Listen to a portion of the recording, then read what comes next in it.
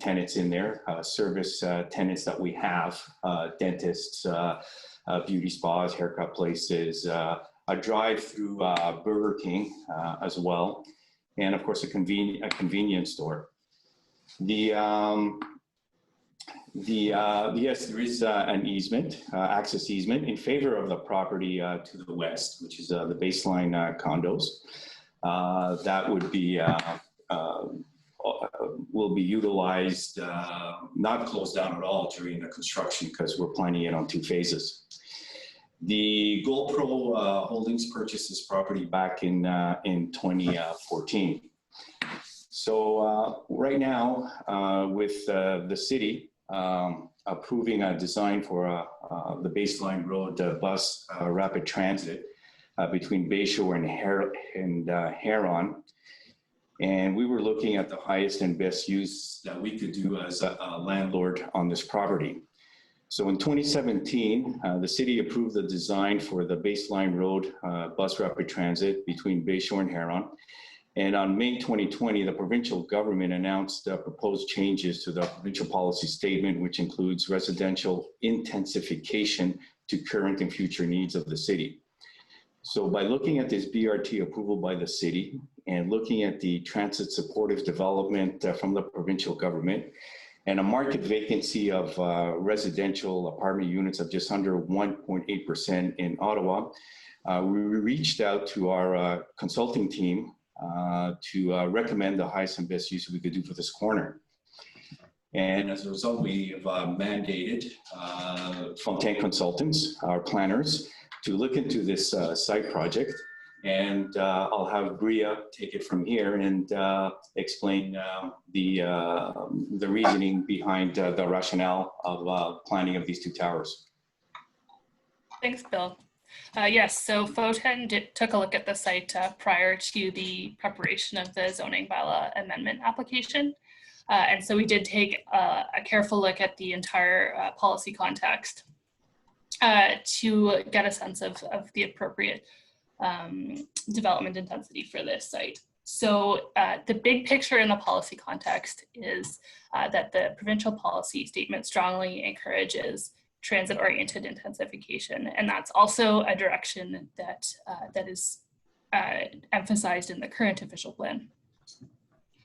And then it's also important to mention that it's continuing to be an emerging policy direction with Council's commitment to a 60% intensification target by the end of the next official plan period. And as many of you may know, there is the preparation of a new official plan going on. So clearly there's a strong direction to add density and add residential density where it can be supported.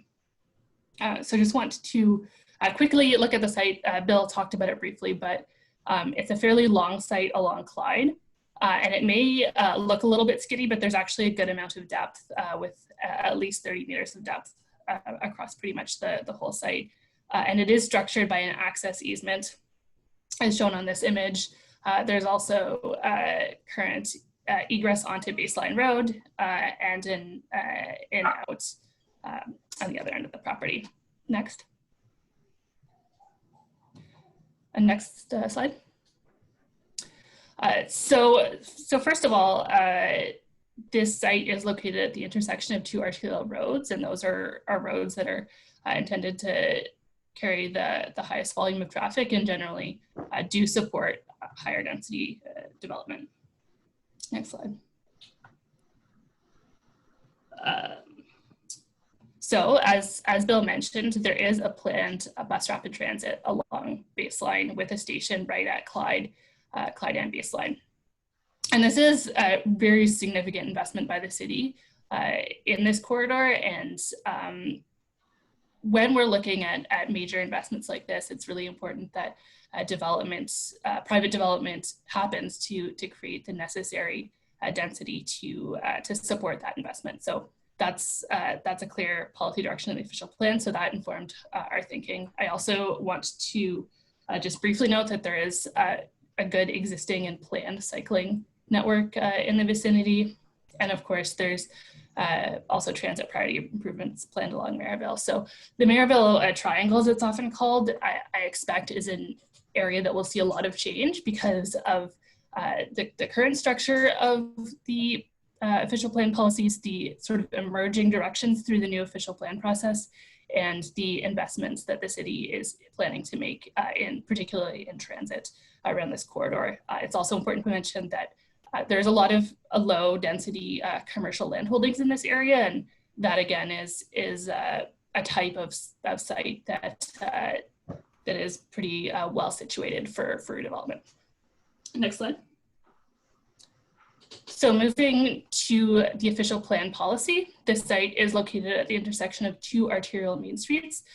Main streets are target areas for intensification, and they're also target areas for pedestrian-oriented development and development that really frames and encloses the main street. So specifically with regard to this site, the only zoning amendments we're asking for are for the height and the density.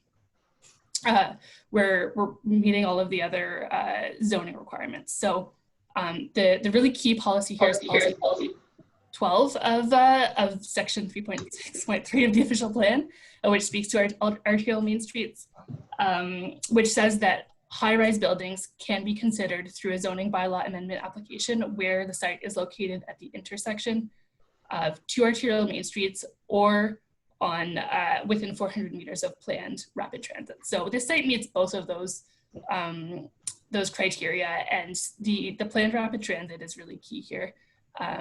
There's a number of arterial main streets across the city that are seeing proposed and approved high-rise development, and the intensity and scale of that varies. But given all of the factors that I've just briefly gone through, this is a site that is appropriate for taller development.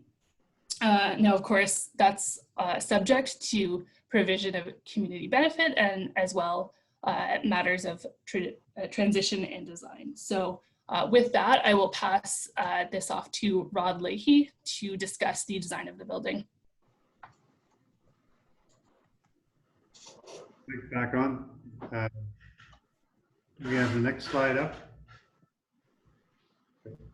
So this is what we call a preliminary site plan, but it basically tells the story of the development. So as mentioned earlier, this is a two-phased project.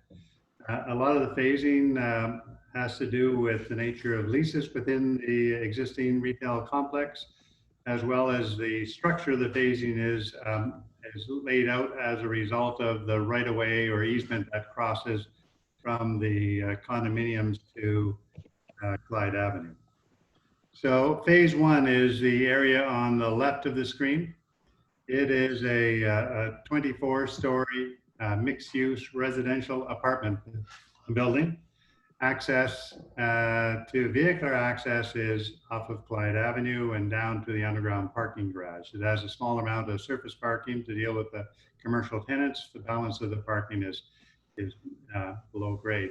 So one of the key features in arterial main streets that we're seeing, same with the traditional main street, is the removal of that parking field in front of the building and bringing the buildings up to the street to create that street edge. And we're seeing that as you go down Maryville Road, which was a traditional arterial main street, which has the parking in front of the commercial plazas and behind. That's no longer permitted. Now this is a more typology you'll see. Whether it's a one-story or a two-story building, the buildings will always be fronting on the street. So the leases in this area of the site actually are coming due at a faster rate than the second phase. So we're able to essentially build phase one and build a commercial component. And with this area, be able in the future be able to move the tenants that are in the phase two area into this building here. That would then allow in the second phase, when it goes ahead, to remove the commercial tenants and demolish and build the second phase. Phase two is a 28-story building. And the purpose of this is to basically begin to create a sense of transition to the residential communities. So the shapes of the building are very different. The heights are different. and to begin to create that stepping down from the higher area on baseline to the lower area, and then stepping down to the residential area right at the corner as it's Clyde swings down onto Maitland Avenue. We've created on this site plan, you can see two what we call POPs. Those are privately owned public spaces. So those are spaces that allow for the community to enjoy as a sort of an extension of the commercial activities. This is something that we've done successfully in a number of projects and continues to evolve. Generally, it just allows for a more structured park-like setting. So if we go to the next slide, so I should say in phase one, we're looking at approximately, at this point, again, they're preliminary drawings, but about 210 units. And we're using 210 residential units in phase one with another roughly 20,000 square feet of commercial space in the lower two floors. And that's split over, it's around 9,000 square feet of retail, but 11,000 square feet of office space. The parking we're meeting the city bylaws. We're right now parking the residential at 0.5 per unit plus 0.1. Now, those numbers are preliminary, and market studies are being done now to see what's the best sort of parking ratio as you move into the I don't want to call it suburban, but definitely you're moving away from the more urban core into sort of semi-suburban area. And I think the BRT that's proposed in the rapid transit systems that are being put in place, we can probably begin to reduce. Normally we would see something in the 1-to-1 ratio, but as with these new infrastructure being in place, it gives great opportunity to lower the parking. The good thing about a phased development, if somehow we underestimate or overestimate both in unit type, unit size, amount of need for commercial space, we can make corrections in the second phase. So if we've overparked, then we could underpark phase two. If we've underparked, we can overpark phase two and pick up the difference. And we're seeing that on other projects where in phase development, we can sort of make corrections. Phase two has got about 250 units at the 28-story building and about 27,000 square feet of commercial space. So there you can see on the upper left is the underground parking. It's not connected because of this easement. There could be a potential benefit if the easement was closed for a short period of time. We could actually build a link underneath and eliminate one of the access points into the project and actually just go everything underneath. But at this point, because the easement is, we can't really work within it, so we're showing two separate entrances, two separate parking garages. If you go to the next slide, you can see the residential of the podium area basically covers the full area of the commercial. And then on the upper right side is where it's the podium design, the tower design sitting on the podium.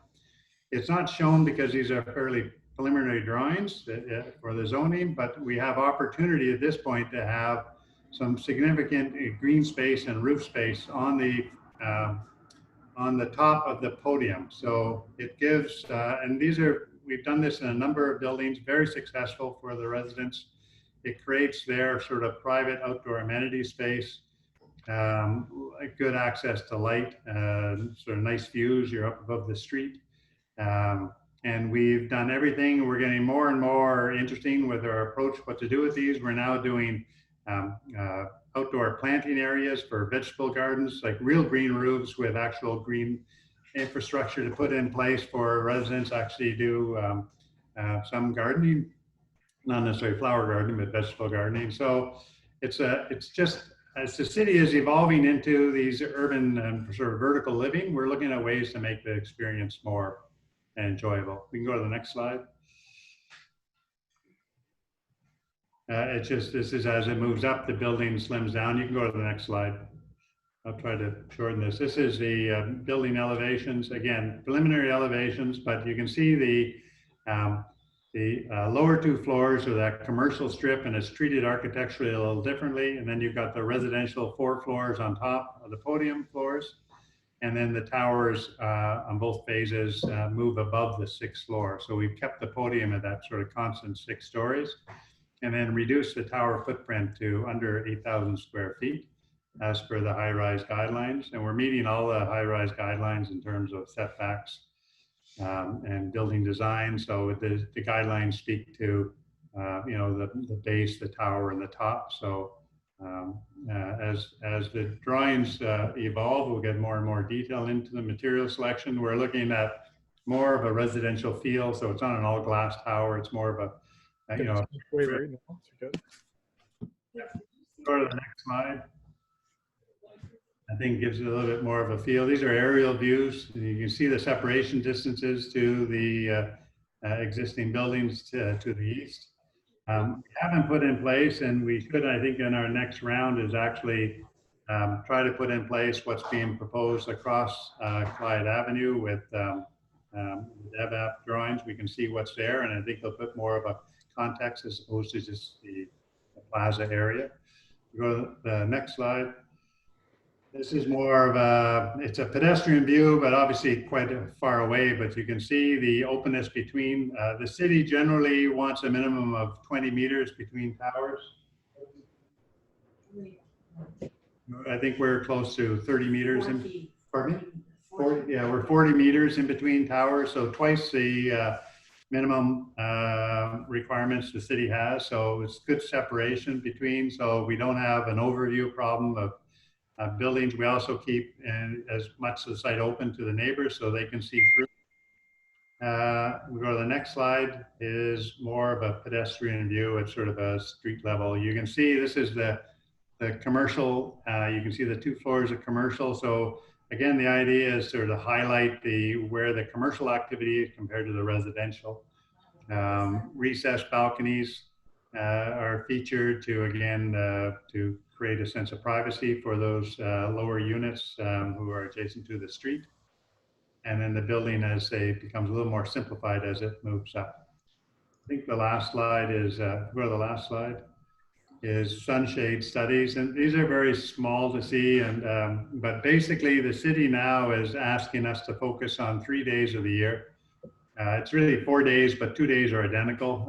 We've got the equinox, the summer, the fall and spring equinox, and the winter and summer solstice. So, and you can see on these the impact as the sun rises in the east and sets as it moves through. And the reason why the drawings are shaded differently is because the computer generates ambient light as well as the light. So you can see at 12 o'clock, the sun on June 1st is right on top, blaring down on you, where by 8 o'clock, it's setting in the west, and it's actually, even though the shadows being created, is quite dark. So if we want to go to the next slide, I think it's probably the extreme opposite. September, you can see by 8 o'clock, the sun's gone down, and you can go to the next one, which is December, and you can see by 4 o'clock, there's almost no light at this point. 5 o'clock, it's gone dark. So that's, from an architectural presentation, that's a very quick presentation on where we are today. This is different from an application, from a site plan application. So the zoning, so these drawings you've seen are obviously a step above massing, but they give sort of intent. And as the building moves its way through the systems and we begin getting comments back from the community, as well as planning staff, councillors, we begin to amend these drawings, incorporating those changes, and then create a more detailed drawing with you know, material selection and more of the functionality of the building as well. So thank you very much. Thank you, Roderick. Another phase, one of our other members of the team is Matthew Mantle, Parsons, from the company called Parsons. They're traffic consultants. And Matthew, if you're ready to go, we'll start putting up your slides to talk about the traffic impact on that corner of Clyde and Baseline. Thank you, Bill. Yes, I'm ready to go. Now we're going to be looking at the site regarding transportation and traffic. As Rod described, there's 3 driveways. The northmost one is operating as a in only currently. The South Clyde access is operating as a right in, right out, and the baseline access is operating as a right out only. The existing site currently generates 80 vehicles per hour during the AM peak hour and 190 vehicles per hour during the PM peak. Next slide, please. As you can see here, currently all the loading is done within the drive aisles and parking areas in front of the existing mall. Next slide. And since there's a drive-through restaurant on the north axis, it is known that there's a lot of queuing that happens, and this will be removed with the new design because of there'll be no more drive-through restaurant at this time, and all the parking lot and driveways are going to be connecting to the back of the property. Next slide, please. The new site, as shown in the figure to the right, is functioning pretty much the same as the existing, with the exception of the driveways and parking garages being accessed to the back of the property. And the north axis is going to be adding a right out as well, so that vehicles can access the parking garage in the basement. Now, this site is proposing an additional 200 vehicle trips during the morning and afternoon peak periods. And this is based off the TOD mode target share by the city that compensates for more people to be taking active modes and transit trips rather. The net change in vehicle trips for this entire site is anticipated to be 115 vehicles per hour during the AM peak hour and only 15 more during the PM peak. This is due to the retail nature of the existing site, not having a lot of traffic in the morning, but having significant traffic in the afternoon. Next slide, please. Where the site is located, as mentioned before, it's located along a BRT. It has options and access to a lot of grocery stores, facilities, and other things that active modes can reach. With the planned BRT, there is going to be a upgraded cycle facility along the entire corridor and sidewalks. Next slide, please. Operationally, the surrounding, as the intersections that are shown in the figure to the right, the majority of them are operating at a level of service D or better currently, which operates reasonably well. However, there is some issues as noted by a lot of the residents at the Clyde and Baseline intersection where they operate at capacity. This will incur, with the site being located where it is and some operational issues on the south side, this will encourage more people living there to use other modes of travel. There's also, it was noted that Arundel heading southbound, there is some queuing for vehicles departing onto Baseline. When we did our future analysis using our future modes, the analysis shows not very much difference from little to no actually difference between existing forecasting conditions. Next slide, please. As Rod described, they're providing 473 spaces for vehicles and 413 bicycle parking spaces. Both of them are meeting bylaw for the amended property. Next slide.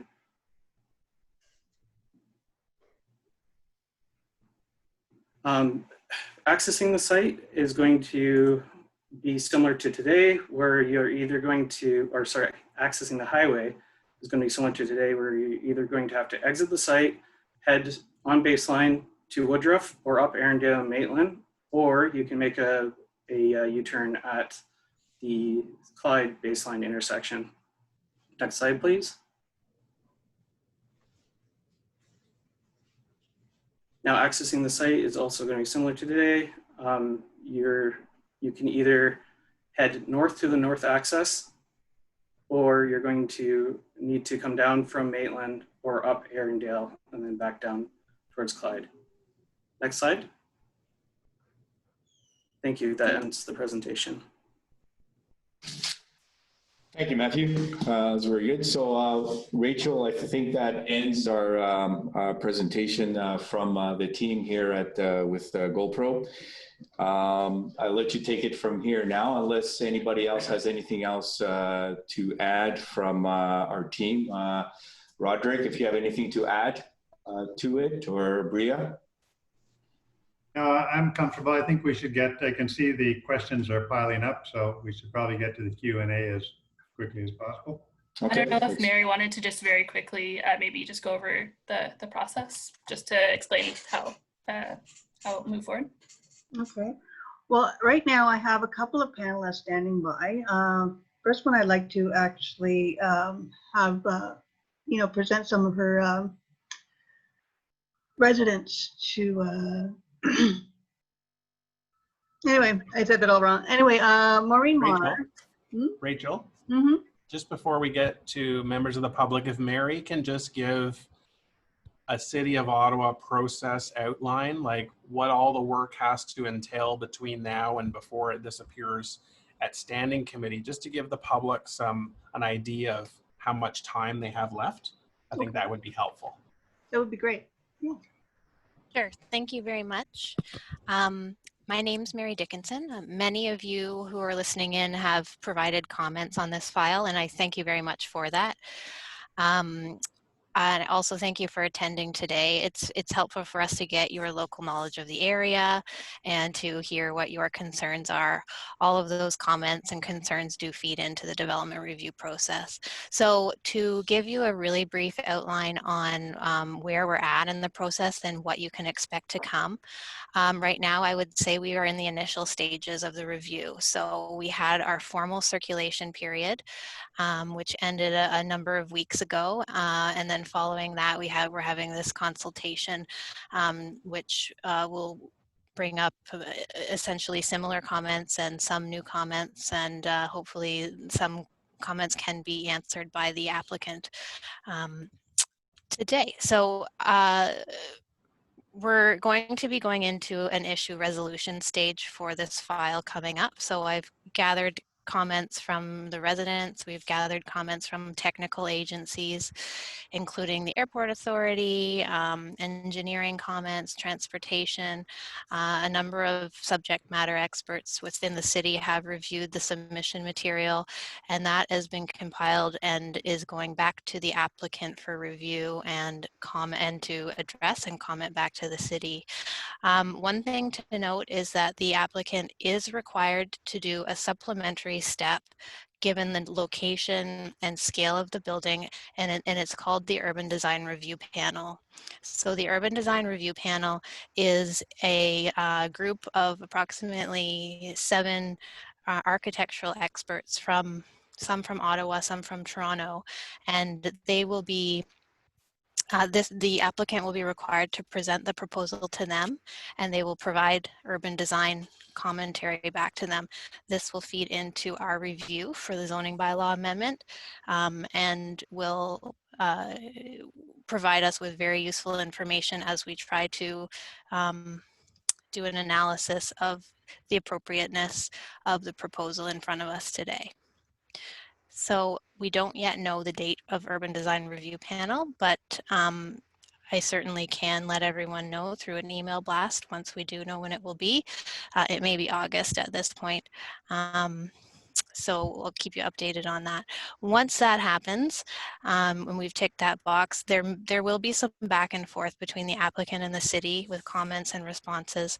And then ultimately, once we come to a point where we as the city and a department can take a position on the file, I'll be writing a report, and that report will be presented to Planning Committee. The date of that meeting is still to be determined.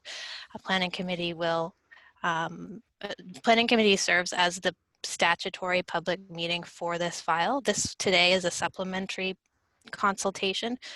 Planning committee will serve as the statutory consultation for the file, so residents are welcome to come out and speak for a maximum of 5 minutes to the planning committee and present your views on what is proposed.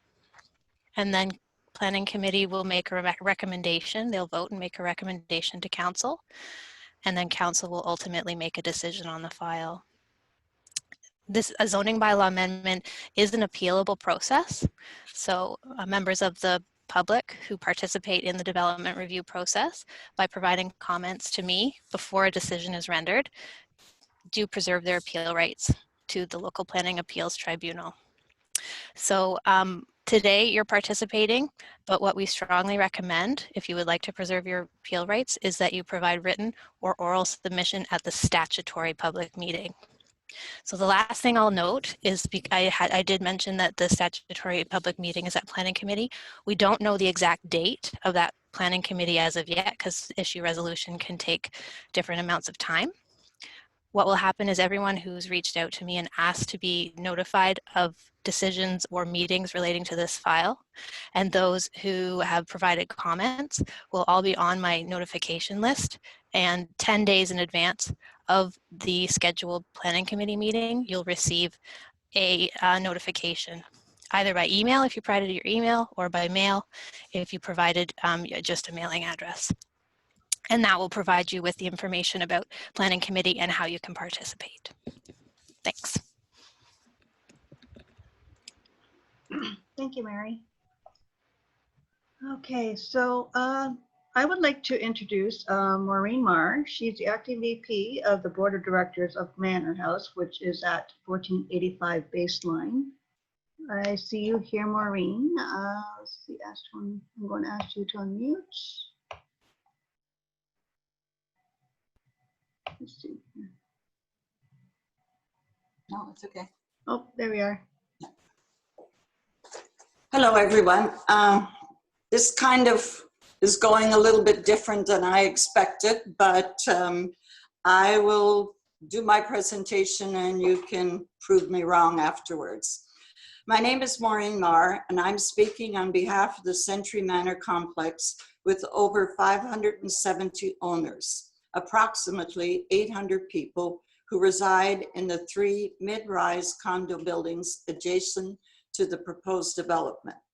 As tax-paying citizens who pay well over $1.2 million in municipal taxes annually, and despite COVID-19 challenges to public consultation, we have submitted 450 signatures on a petition and over 115 forms, numerous emails and letters to the city planners and councillors assigned to this project, making it abundantly clear that all are in agreement to reject this amended proposal.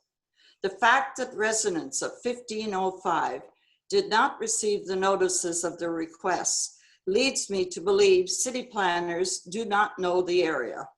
It's like sending notice to the front of the building and not to the back.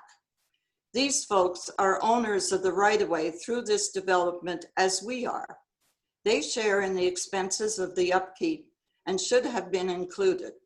I think city planners need to take a better look at the area. There are several issues that we would like to address, but the outcome of your replies will not alter our position. I will present our questions in its entirety and request that you wait to respond after the presentation. We are very concerned with the traffic congestion this will cause. If this goes through, what will be our right-of-way onto Clyde? Will we be blocked during construction, leaving us to enter and exit onto Baseline, which can be very dangerous, especially at rush hour? How does the city management and developers justify a request for an amendment to the existing zoning bylaw, which initially calls for 9 meters, to allow for an unreasonable and excessive heights of 74.5 and 86.5 meters? The planned structures are 7 and 9 times higher than what the bylaw calls for.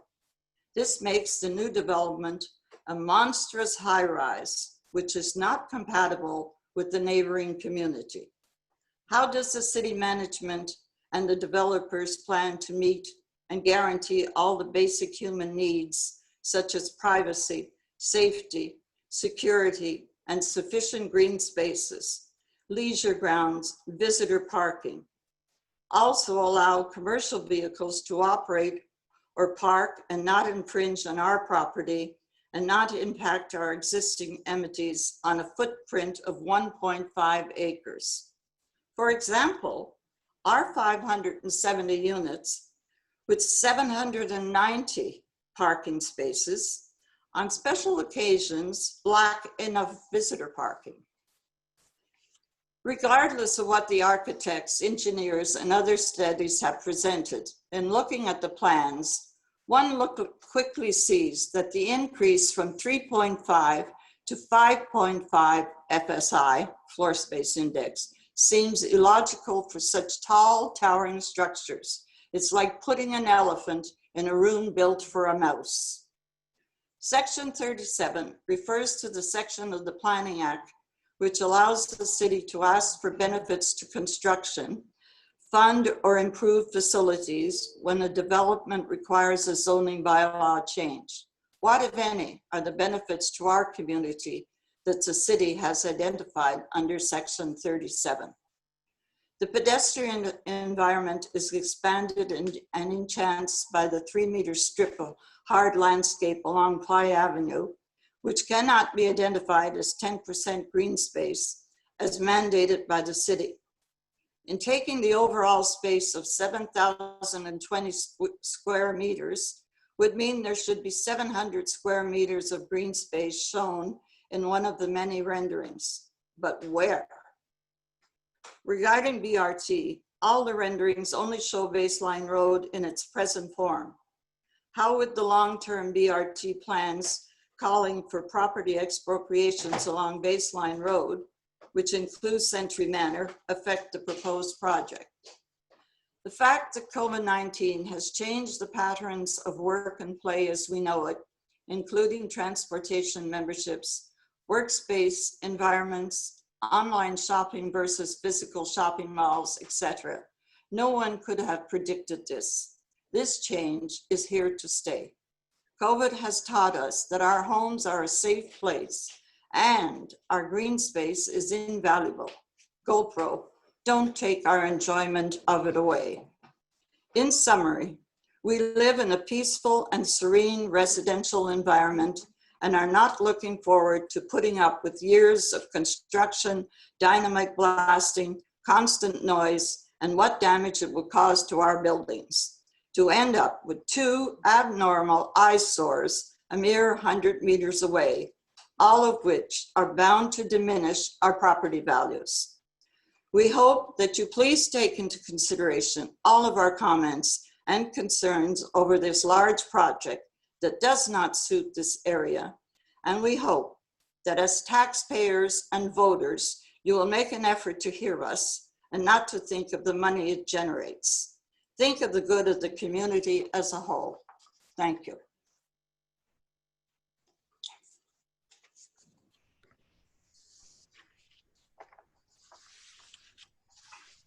Thank you, Maureen. Do we have any answers to offer at this time? Oh, but another question. Yes. And to actually, the question would be coming off of this presentation to the GoPro people, and that would be the entire presentation is premised on BRT happening. What if it doesn't happen? Exactly. And if it only happens in 2031? Yeah, well. Again, we have the advantage of developing this as a phased development. So the opportunity is that given the time frame, phase 1 could go ahead and the existing plaza in the phase 2 area remains in place. And this just allows for future development take place. Nobody is going to move forward with phase 2 unless there's some of these conditions are met. Anyway, Maureen, I think you had a lot of really good points. I'm not sure how you want to sort of go through them all. Do you want a written response to all of them, or I mean, I can talk to some of them quickly. Okay. Go ahead. I can start with that right of way and easement. I mean, that, as I mentioned, is protected through all time. You'll never be stopped using that. So our design has been based on that remaining in place. So I suggested at the beginning, there's opportunities for maybe some site plan improvements if we could shut that down for a while. But again, that would be totally in your hands. The city would no way direct us to close this down. I mean, this is your easement and it will remain as is, unless you saw a benefit of us changing that. The 9-story to the 24 and 28, I mean, again, we talk about compatibility. And we're seeing, the idea of compatibility of a high-rise building such as these to mid-rise buildings such as yours, with significant distance in between, sort of meeting the compatibility tests in terms of high-rise to mid-rise to low-rise. I mean, that's the way the guidelines are set up. So again, that's more the city planning staff will go through that. They'll do a full analysis. We give them actually our 3-dimensional drawings. They plug it into their 3-dimensional map of the city, and they analyze this from an urban design point of view, both from a pedestrian, a neighborhood level, and a city level. So that definitely will be reviewed. Our professional opinion is that I think we are quite compatible with your mid-rise buildings, do a lot because of the separations we're creating and the separation distance to your buildings. Green spaces, your green space obviously is protected for all time. We're showing, as I say, some urban green spaces on ours, plus rooftop amenity space to create active green spaces for the residents within this proposal.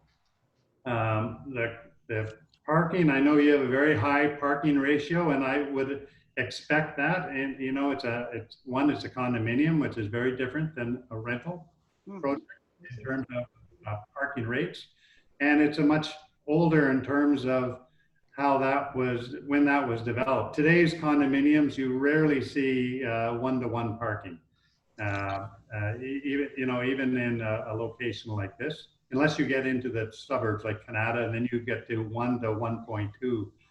That's sort of the most. So,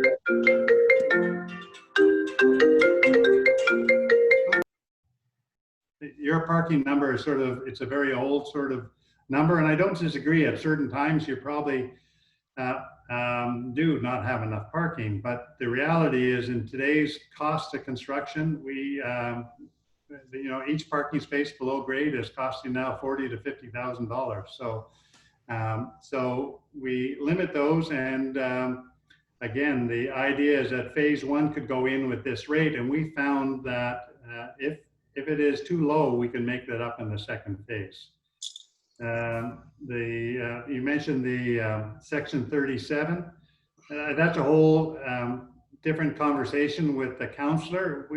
It's a significant number. We haven't done that calculation yet. It's actually a very tricky number to get to because there isn't really a defined rule. Generally, it's based on how much higher you are. So you calculate what the existing zoning, then you calculate what you're proposing, then you got a difference, and then they have all these drawdown factors which the city puts in place, and that creates a number, and then it's multiplied by I think $575 per square meter. It's a substantial number. So this section 37, I imagine, will be in the millions of dollars in terms of the amount, but it hasn't been calculated yet. And then it's really working with the city councillor works with the community, and I don't know if Rick wants to step in here and talk about if there's already got pre-programmed where some of this money goes, or it's up for discussion. So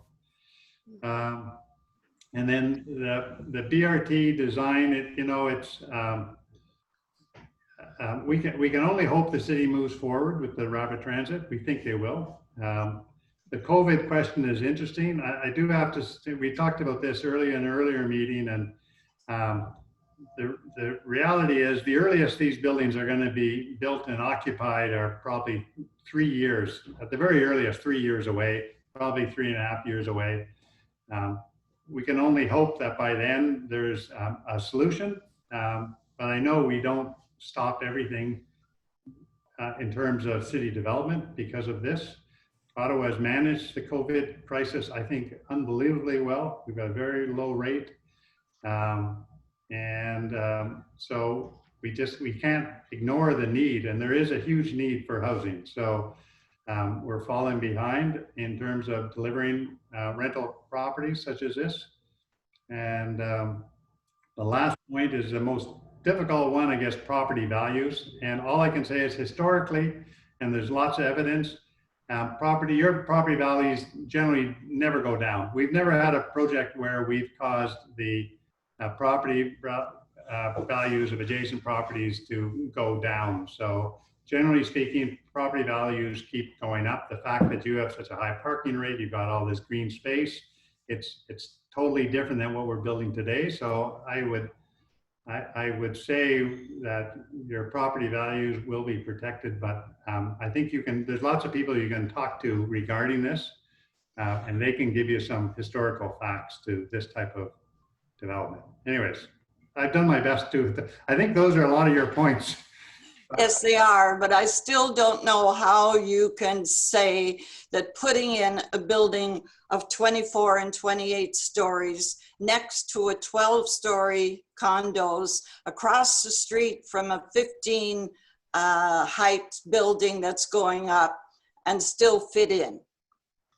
And as far as BRT, with the city with $192 million deficit at the moment, I'm afraid that's a long way down the line. But thank you. Okay. Well, so thank you very much, Maureen, for your questions, and thank you, Roderick, for answering those many of those questions. I also have Marjorie Shaver-Jones here. She is the president for the Copeland Park Community Association. I believe she has a presentation of her own that she wishes to present. Marjorie, you have the floor. Oh, oh, Marjorie, you're on mute. Okay, can you hear me? Perfect. Good. I just like to explain, Copeland Park comprises 2,000 homes. That's over 7,500 people. And not one person from our community has expressed support for this development. Many have voiced their concerns and their unwillingness to support this application for zoning amendments. Many community members received no information about this activity. And if we'd had proper public consultations, you'd be hearing from many more people. In choosing to consult using this Zoom tool, you've excluded those who lack computer skills or are fearful of this new technology. And therein, you've not provided a fair and adequate mechanism for public consultation. I want to give you an overview of the community's feelings about this proposed development. Copeland Park has two distinct residential groups, each of which has objections to what's being proposed. Those occupying single-family homes or duplexes and townhouses see traffic implications as the greatest threat. The additional vehicles generated by this development will further flood Maitland and Clyde Avenues, making access and egress from the northeast sector of Copeland Park even more difficult than currently. And the west-northwest sector will suffer a degree of cut-through traffic like never before, as people attempt to access the Queensway or Maitland North and southbound. These issues have been reported to the city many times over the years, but they remain unresolved. The northern part of our community is very familiar with vehicular accidents, and more importantly, the white knuckle experience of near collisions along Maitland and Clyde. at virtually every intersection. The intersection of Clyde and Baseline Road offers the same frequency of near misses. Very few of us have not had a terrifying encounter with other vehicles. Those incidents don't show up in the police department statistics, which record only actual reported collisions. The intersection is badly designed to accommodate the volume of traffic approaching from all 4 directions now. This and the Smart Centers development mean that future widening of Clyde Avenue will not be possible. Condominium dwellers share these traffic concerns. Egress to Clyde Avenue using the legal right-of-way across the subject property is very difficult at present. At certain times of day, it's virtually impossible given the volume of southbound traffic on Clyde Avenue. Crossing 3 lanes of traffic to reach the left turning lane onto Baseline Road involves a long wait for traffic to thin, and at times it's not possible to merge into Clyde Avenue or get across the road to the turning lane. The only alternative is to try to exit eastbound onto Baseline Road at our primary entrance by maneuvering across 4 lanes of traffic and 2 turning lanes. 3 times each day, this can be virtually impossible given the volume of vehicles on Baseline Road. As a last resort, drivers wanting to travel east must exit the property, travel west to Arundel, and then south on Maitland and Clyde in order to access the left turning lane at Baseline. When Baseline Road and Clyde are busy, condo dwellers can feel captive on their own property. We know that one of the city's assumptions regarding this proposed development is that a majority of residents will use public transit. The Baseline Road Bus Rapid Transit is due for completion in 2031, although the city's transportation planners have acknowledged that date will not be met. And given the expenditures by the municipal, provincial, and federal governments as a result of COVID-19 and other priorities such as affordable housing, it's doubtful that funds for the BRBRT will be available until at least 2040. Now that's 20 years before rapid bus transit will be available to the residents of this overdeveloped intersection. And until then, we have 2 local bus routes serving the existing population. COVID-19 has made using these buses hazardous to health, for it's been impossible to respect social distancing while waiting at super busy bus stops. And this is summertime. Imagine how winter weather will aggravate these conditions. The developer is allowing only 0.8 and 0.6 parking spaces per unit for the 468 units in the 2 towers. That leaves many units without parking. Last week, CBC Radio reported that one of the unexpected effects of COVID-19 is that many families are choosing to buy a second vehicle to avoid the health risk of using public transit. China has just announced the identification of a new swine flu. Now, with the knowledge that pandemics may persist for years to come, cars are going to be the norm for many households. How many of the tower residents will thrive without adequate public transit and without any place to park a first or second car? Many will work from home, but they will drive to get to banks or the library or grocery stores. Nobody walks to a grocery store to buy a week's worth of groceries. Can't carry it, too heavy. And what about the employees at the proposed businesses? Where will they park if they can't get to work via bus transit? Now that leaves almost no parking spaces for clients of the businesses and the retail outlets. A parking lot at the current parking lot at the current mall is full right now, despite the pictures you've shown on the screen, which must have been taken on Sunday mornings. More commercial businesses will require more parking. The condominium's legal right-of-way across the subject property serves the occupants of 600 condominium units in 3 buildings. They use the right-of-way on a daily basis, as well as over 400 vehicles from the proposed towers, in addition to patrons of the various businesses forming part of the development. Now that's 1,000 vehicles using that tiny stretch, about 30 meters of pavement. This will result in endless lineups to exit the property. These added vehicles will ensure that under winter conditions, we'll be unable to use our own right-of-way. And that raises another issue. In the developer's plan, we can see no space allotted for snow to be piled once it's plowed. The removal of snow during winter will involve heavy machinery, which will further impede egress along our right-of-way, creating a bottleneck. And that's likely to further complicate the traffic along Clyde, for all that snow needs to be pushed somewhere. Our entire community is agreed that 28 and 24 stories are simply too tall at an intersection already busy to the point of failure.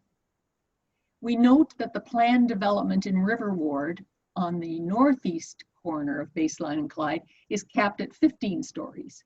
We feel that it's quite unreasonable for this intersection to be subject to such overdevelopment when there are so many other alternatives that would spread out intensification more fairly for all the communities along the route of the planned BRT.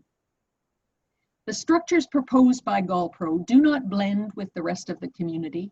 They're out of character and scale with what is otherwise a peaceful and cohesive neighborhood. The little mall, while it's only 1 story tall, has grown dear to us for its friendly atmosphere and a mix of services. The zoning bylaw cites 2 purposes for the arterial Main Street zone, the second of which reads, to impose development standards that will promote intensification while ensuring that they are compatible with the surrounding uses. We do not believe that that standard has been met here. Thank you.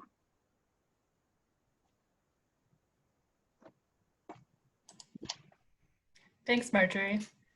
I definitely am hearing the concern of the community, not only with the traffic, but with the existing bus service.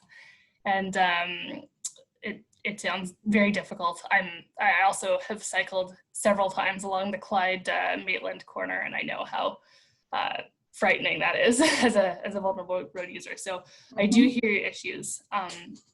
And Matt Mantle can speak to the specifics of the traffic, but at a high level, one of the challenges is that, I mean, right now, the existing road infrastructure is, from everything you're saying, it's not working for people. The existing transit infrastructure is not sufficient. And one of the really tricky things is as we're seeing change in the community, is that one of the benefits that intensification does bring is transit. And once you have that supportive transit infrastructure, once you have that supportive cycle infrastructure, which again is pretty COVID resilient, that's when you can start to see improvements in terms of moving people safely. But of course, there's currently pain points, and there will continue to be until that infrastructure can be implemented. So that would be 20 years from now. Well, I hear you. Like we all know that the transit improvements, we want them, sooner than they can be delivered, because we need them now. But obviously, these things take time. They take funding. One of the benefits, and I know it's hard for you to hear, but one of the benefits of an intensification project like this, and other intensification projects that I think this area will see, like the 15-story building and others, is that it makes that argument to accelerate those investments. Again, I mean, it's not perfect. We live in a system where things take time, and that's a challenge. So I hear you, but I do think there are community benefits to intensification that come with the city supportive investment. But it isn't necessary to have buildings of this height on this corner. If more development, if more intensification occurred on more intersections along the route of the BRT, all of those buildings could be a shorter height. People would be more pleased with that than having these 2 monstrosities, these towering, humongous things that nobody wants. It's just, I think the planning department has some thinking to do, because there's a way around this. They just have to look at a way of spreading out intensification so that no neighborhood feels under attack by the development that occurs. If a little development on a variety of corners would satisfy everybody and still meet the city's intensification targets. Well, Mary, where are you? yeah. That is certainly the challenge. Marjorie, I can't say much at this point because we're at such an early stage, but I can tell you that our review really does put a huge emphasis on whether a project is compatible and whether it's meeting our urban design standards. And so as we move through this, it's helpful for us to know where you stand on the compatibility question. And we will be reviewing this file against the official plan and against our high-rise design guidelines. And there's a lot of information in there and a lot of guidelines and policies that need to be followed in terms of how a project is impacting what's around it and whether it is appropriate intensity and an appropriate height. So we are looking at that. Can I just make two other comments? The Copeland Park Community Association did submit a petition. We had 1,286 signatories on that petition, which basically said reject this appeal for amendment. The other thing I wanted to mention, I can't remember right now which of the consultants it was who spoke about the 15-minute community. I had to laugh when he said, of course, you can reach all of this within a 15-minute walk from the subject site. And it isn't true. It isn't true. I sent 2 people from our community out to do walks. They walked 15 minutes in every direction. Now, the people that went out to do this are good and healthy, stronger than many people who live here at the condos. We're older, we're getting older, and we're creaky, so we don't move as fast. But when a younger person can make it to the grocery store, but can't make it back with all of those groceries, is that the definition of a 15-minute community? They can't reach a bank, they can't reach the library, they can't reach much of anything other than that grocery store and the coffee shop. So that definition of I love the idea of a 15-minute community, but it just doesn't apply here. We do not have a 15-minute community, and we're not going to with the construction of this development. I'm the one who made the comment, and I appreciate what you said. And are you experiencing long delays crossing intersections, or like, I'm just trying to see what your view is all. I'm looking for feedback. From the people who did the walking in all 4 directions, a whole variety of things. Sometimes it's a wait at lights. They commented on all kinds of things. They commented on how far it was without any place to sit down and rest. Okay. But the actual distance, just getting somewhere in 15 minutes just wasn't possible.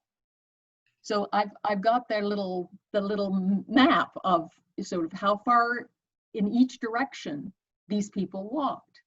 And so your version of this, I don't know who you had do the walking. Must be a really young, healthy person, because yeah, it's using average rates and distances. So if you could provide like a series of comments and things like that, it'd be muchly appreciated if I can speak. Thank you. Okay, thank you very much, Marjorie. I really appreciate all the hard work you put into collecting your signatures for your petition and putting together such an extensive presentation. I'm just going through the comments that we have received through either the registration process or by email directly to our office, and you covered quite a bit of the points that were mentioned. One thing that did reach out to me rather is you mentioned the lack of possibility of expanding on the infrastructure in that corner, specifically the Clyde Maryville changeover. And it brings up a really good point, and I've seen it a few times over the emails, and I'm just curious as to if anybody else can answer, if there are any plans to restructure that corner to make it a little bit safer. I can speak just real quick to the protected space, not any plans to do a redesign. So the width of baseline that's protected in the official plan and that will be implemented through site plan control is 44.5 meters. It's about 41 meters property line to property line now. So that will be protected. And for example, the latest BRT plans show a width of about 39 meters. So in terms of, will there be enough space to expand the infrastructure? Yes, the city is protected for that. Okay. Would that include increasing the sight lines coming down Clyde, going onto Maryville towards baseline? Because I know that corner is quite tight.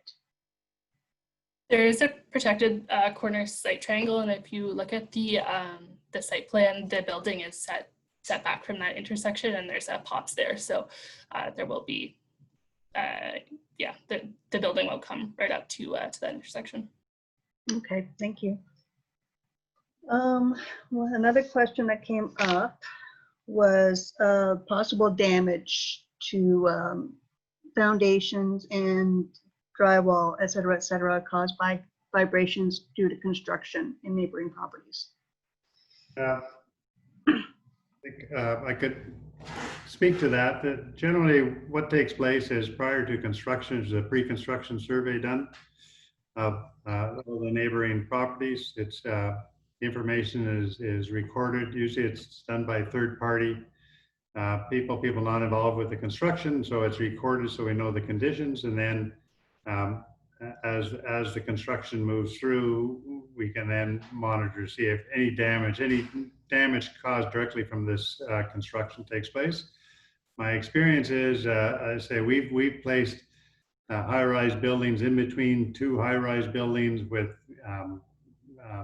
blasting and all sorts, and never get in a situation where we've had damage. I think one area that we had, I wasn't involved in, but in the city, probably one of the greatest areas of damage done by a new construction was downtown, where a particular building sort of de-watered the area, and it caused a shift in some of the neighboring buildings. But that's in a very tight urban area that had an immediate impact of buildings right adjacent to it. We have the advantage of significant separation between our buildings, so I wouldn't expect there'd be any damage at all caused by this construction. So Okay. we put in place systems that you can clearly see if damage has taken place. Everything is photographed, recorded, and put in a very safe spot so that it can't be altered. And it can be brought forward if the condominium association says, look at the cracks that have been created. So anyways. Okay, and as a builder, the builder would be responsible for bearing the cost of repairs? Yes, exactly. The developer through the builder would be responsible for damages. Obviously they carry insurance. In the case where there is damage, it's usually fixed fairly quickly. But it's actually quite rare to have damage caused from one project over another, especially in a situation like this. It's almost like a greenfield type of development. So. Okay, thank you for that. I'm looking down the list here. One comment that was submitted and kind of raises a couple of little flags here. Ambulances and fire trucks, or any first responders. Now, everybody, you know, as it stands right now during rush hour traffic, not so much right now with the COVID restrictions in place. However, when things get back to normal, when and if they do, there's a lot of traffic slowing down around that corner to make that corner safely. And with the sight lines the way they are now, has an increase in residents in that area been considered in accessibility for those first responders? My understanding, and Mary can speak to this, but my understanding the fire department is circulated with these comments. I mean, generally we meet, you know, part of our requirements is to meet all of the Ontario Building Code requirements in terms of access to doors and firefighters equipment, elevators, all within. So I don't think I've ever been involved in a situation where we were impacting the life safety of another building. So, but again, maybe Mary, you can speak to the part of the circulation. So. Yeah, Ottawa Fire Services is circulated on the application and will again be circulated when and if a site plan control application comes in for this file. And so they will have opportunities to provide their comments to ensure that the development is designed such that they can access it appropriately and safely. Okay, thank you. Okay. Now, before I go on to attendee questions, is there anything else that anybody would like to add? Yes, I've got a couple more questions. Okay. The first one is for Mary. Mary, the arterial Main Street zoning that applies to Baseline, I understand, but why does AM zoning apply to Clyde north of Baseline?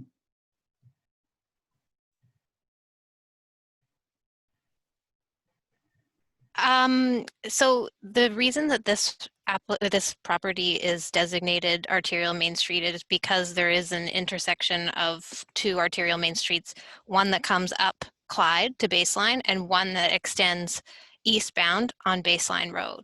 So it's at this corner location of these two arterial Main Streets. That's why this one is designated. In terms of why the city has chosen particular arterial Main Streets or where to designate these arterial Main Streets, this is something that when the official plan, the one that we're currently working with, came into fruition, the planners working on that through public consultation had determined these locations. It'll be interesting to see whether there's changes that come through with the new official plan relating to this, but right now we're working on reviewing this file based on the current policies. So essentially the arterial Main Street policies apply here. I asked the question because other than the little strip mall, traveling north on Clyde, there's virtually no other businesses until you get around down Maitland. There are a few little isolated businesses along Maitland before you get to the Queensway.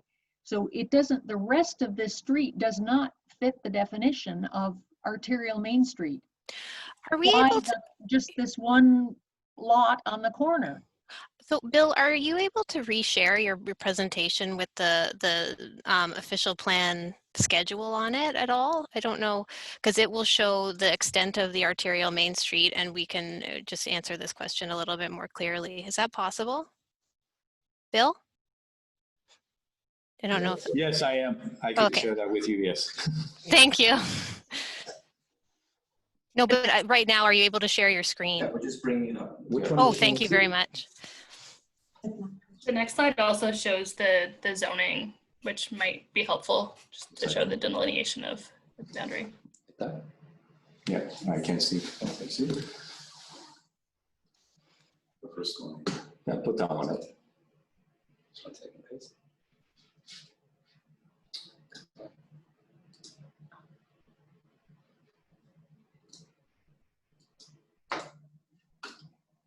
while Bill's working on the technology there, perhaps I can ask another question. This one is for GoPro, and it concerns those privately owned public spaces. The plans that we've seen show 2 at grade at the north and south ends of phase 2, and I'm a little concerned if those public spaces are at the ends, especially the inside ends of the 2 buildings. That's also the 30 meters that constitute our right-of-way. How is that going to work? Yeah, I think Roderick would be able to answer that best. Sorry, we're showing the easement line that runs through there, and you've got the in the phase 2 area on the north and south end of that site plan. You can see these are, again, preliminary concepts of POPs areas that could be used to the benefit of the community. Well, what are they? There's obviously not grass there. No, they're generally more of an urban. Yeah. So it could be seating areas. It could be, I mean, there's a whole sort of landscape design package that would go with what these are, and whether the what sort of uses that could be put in those. They're just to put a little bit more of a respite along baseline area, for example, the 1-2 on the south side of phase 2. Just an area that the general public can come and sit down and relax. It could be spillover space from a restaurant that's in that building. So these are things to, as we move forward, you know, final placement of the building, all those things get, you know, how big that space is. Even the amount of commercial space, you know, it still has to go through a whole sort of analysis on, do we really need that much commercial space, or do we just put more residential in there and just limit the commercial space to the ground floor? So there's a lot of sort of soul searching that has to go in the next little while prior to a site plan moving forward. Rod, am I reading the plan correctly that the entrance to the garages in phase 1 are off our shared right of way? No, the entrance to the garage one is to the north of phase 1, and it comes in off of that where you can do a left turn onto the site there, and then you drop down underground, and entrance to phase 2 is off the shared driveway. Okay. And okay. I was getting at, there could be an opportunity to eliminate that one if we did a connection underground, but that would involve losing the right to that space for a period of time. So yes, I don't see how that POPs space and the entrance to the garage work together terribly well there. At any rate, that's a concern there. My other question was about the arterial Main Street zoning, and I didn't get an answer to that one. So I don't know if this particular presentation that's up now has the image, but I just went and looked at it again myself. And so the arterial Main Street designation does not continue north along Clyde beyond Baseline Road. So it goes up north on Clyde and then turns right on Baseline Road. I think it's on the, is it, Bria, isn't it on your slide? Slide 15. Slide 15, Bill? Perfect. So none of the commercial expectations of an arterial Main Street zoning are in evidence on this site. So the way that the policies are set out is that they acknowledge corner sites such as this, like the Clyde arm of this property would be considered as part of the arterial Main Street. So arterial Main Street sites can be up to 400 meters in depth. And on quarter sites, there are policies that promote the animation of both the corner side yard of those sites as well as the frontage on the arterial main street.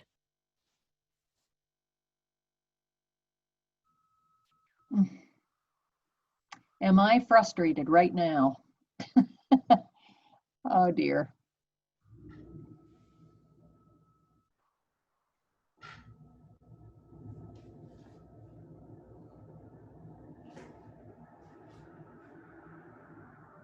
Several people have put in comments that we would like to hear from our councillors on this subject.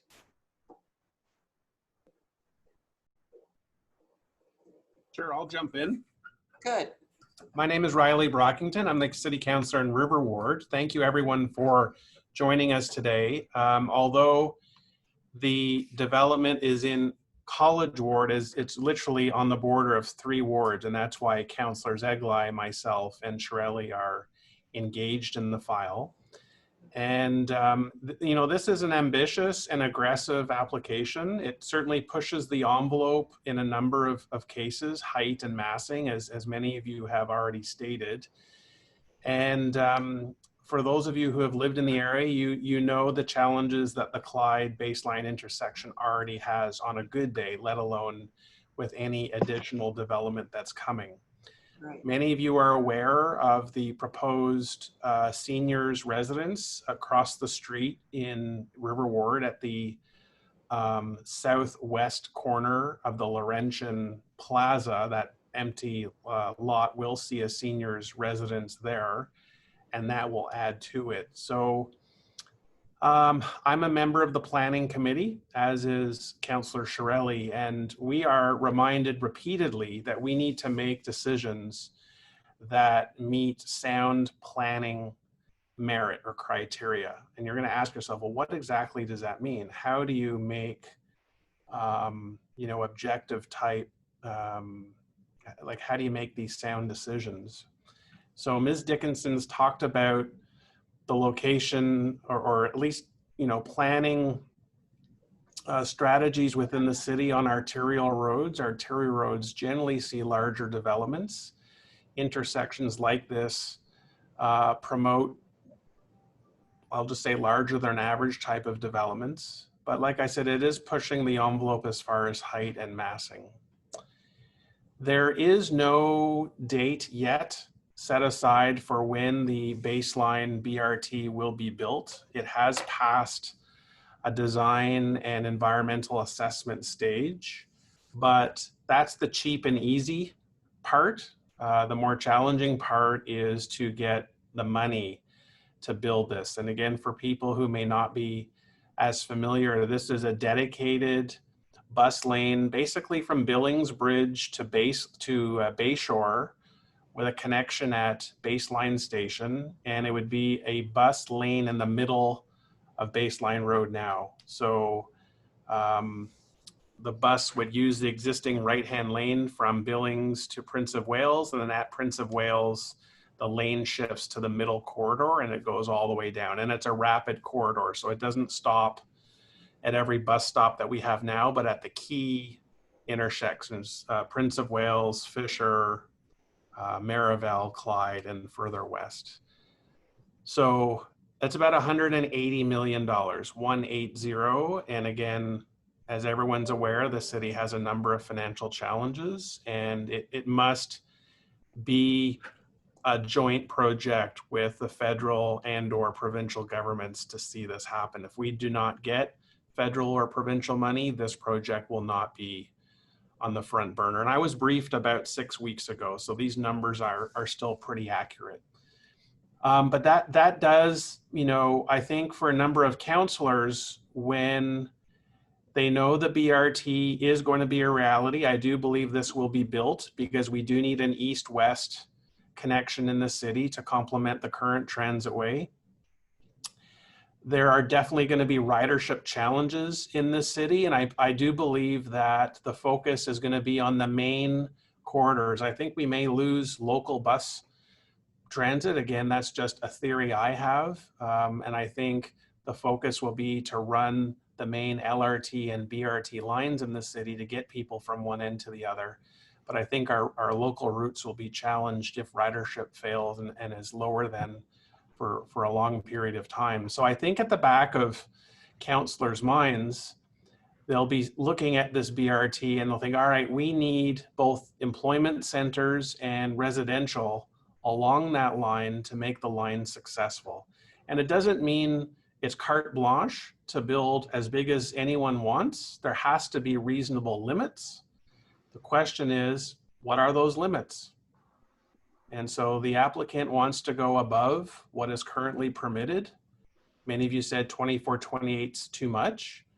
And again, that has to be a decision that the planning committee will ultimately make if staff recommends this forward. So city staff have not yet recommended this go forward. This is a part of the process that Ms. Dickinson looks at. And I think there's some very valid concerns that have been raised that this period of time is used to address it. So some folks were worried about the June 19th deadline. That's just a deadline that Ms. Dickinson uses, but there's still a lot of mileage before this application appears at the planning committee. We're still, Mary, I think it's fair to say months away before we see something at planning committee. Yeah, that's accurate. Okay. So I just don't look at this from, what's best for River Ward. I'm a City of Ottawa councillor, and I'm just as concerned about College Ward residents as I am River Ward residents.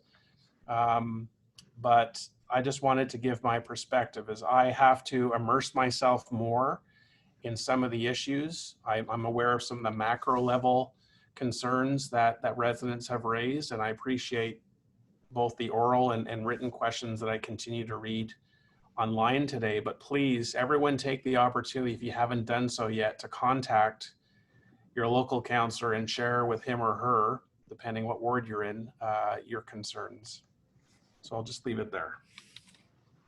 Riley, I Yes. guess the real question is, we know you and Councillor Chiarelli are both on the planning committee.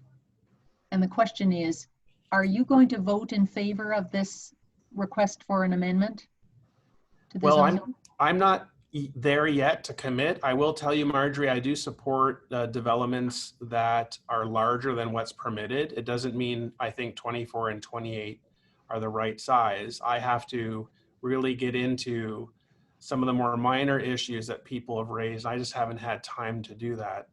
So I've been supportive of larger developments in the past, but I've also have my fair share of many votes where I voted against what staff is recommending. And in all honesty, I'm just not there yet. Mr. Chiarelli? Well, thanks a lot. I was going to speak next anyway.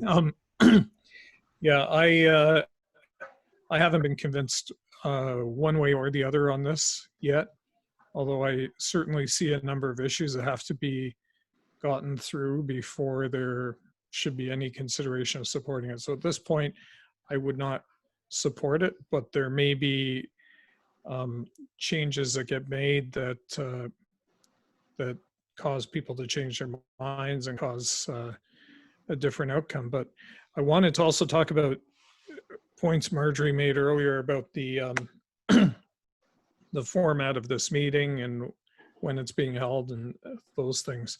Councillor, Yes. could we just, could I put you on hold just a moment? I believe Councillor Egli has another engagement he has to attend. So if we can allow him to, Okay. thank Okay. you. Yeah, thank you for that, Rachel and Councillor Chiarelli. I have a Board of Health commitment that I have to be at shortly. I don't think I can stress enough, as Riley has said, this is very early in the process. And I can tell you from working with Ms. Dickinson on many projects, she is an extremely conscientious and diligent planner. She will consider all of the comments that you're making, the questions that you're raising, and will share them with the appropriate city departments, and will also use that as a basis for discussion with the developer. I don't sit on planning, but I would be quite surprised if what eventually ends up in planning some months down the road is going to be exactly what you're seeing here today. And that's the reason for consultations such as this, to get a sense of the community concerns around things like traffic and noise and size and design of the buildings. So, you know, there's a long way to go still on this project. Having said that, similar to what Riley said, you know, we've just had a major discussion around the urban boundary in the city, where development is going to occur, where intensification is going to occur. You know, there's no question that we have an issue in the city with available housing, whether that's to own or to rent, condos, apartments. It's a very tight market, and there is a need to have more available and more diverse and varied types of accommodation or properties for people to rent or to own. One of the questions that I saw come up a couple of times, I've sort of been monitoring the chat line, was people were wanting to know whether this is going to be a condo, whether this is going to be an apartment rental. What does that mean in terms of, you know, what sort of price point are we looking at? What sort of rent? One of the things that I raised when we had a meeting a little while ago with the developers as we were organizing this particular consultation is whether the developers contemplated having affordable rents as part of the plan going forward. So whether there would be some units available in the building or buildings rather, that would be at a price point that would be somewhat below market rent to address the fact that we have significant housing concerns with supply. Now, Rod did speak to that a little bit in the meeting that we had. And as I said, I saw it come up a number of times in the chat. It's something I would certainly like to see if we're going to have a major development there. Again, I'm with Riley. I'm not sure the 28 stories is it's not too major, but I think if we're going to have a development of any size there under the current circumstances, one of the things that we do have to think about incorporating into that is some portion of those units being in the affordable scale.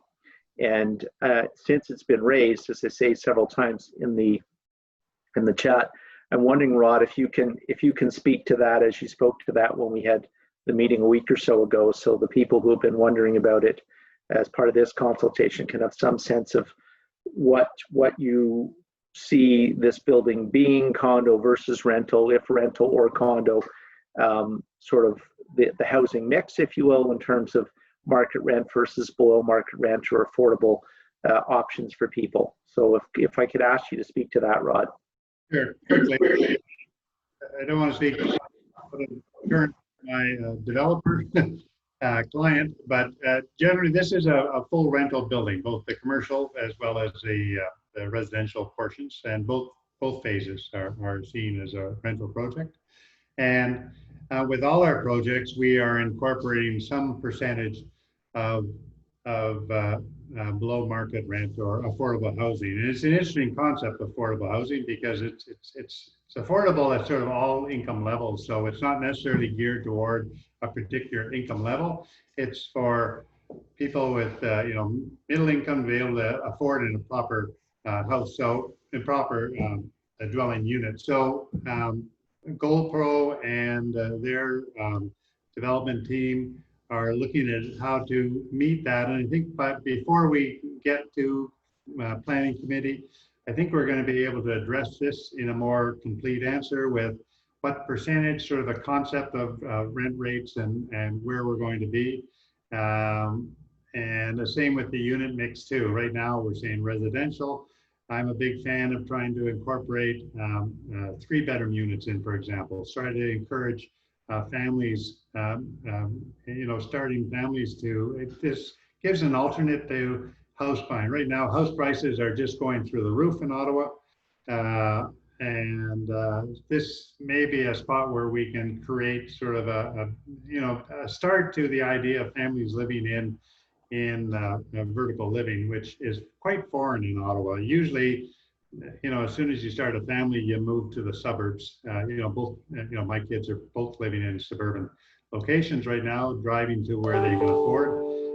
It would be nice to think that we can begin to solve that a little bit. So I'm a big believer in the affordable housing. I know the city eventually will be mandating it. The province is definitely looking toward mandating some form of affordability. So I think this could be a great example of that type of development. So I hope that at least begins. Yeah, no, that's helpful, Rod. And thank you. Like I said, I saw it come up on the chat line several times, so I didn't want those people to feel that that issue wasn't being addressed during this.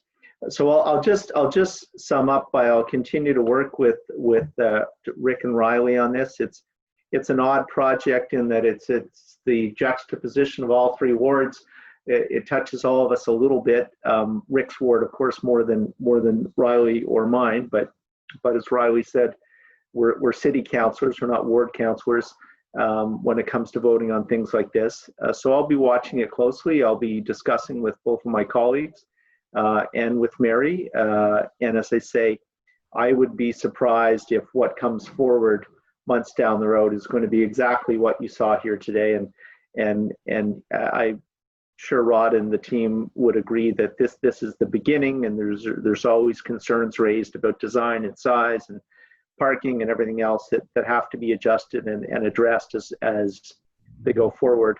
It does come to a point where the owner or the applicant says, I've done everything I'm doing, and I'm just going to roll the dice and see what happens at the planning committee. But it's a process, so I don't want you to lose sight of that. It's a process, and you're an important part of it. And the fact that you've taken the time to share this information with us and your concerns is most appreciated. And as I say, I think Mary made the best point in that if you want to preserve your rights to be able to respond to this in a formal way. I saw again some people saying, well, how do you appeal?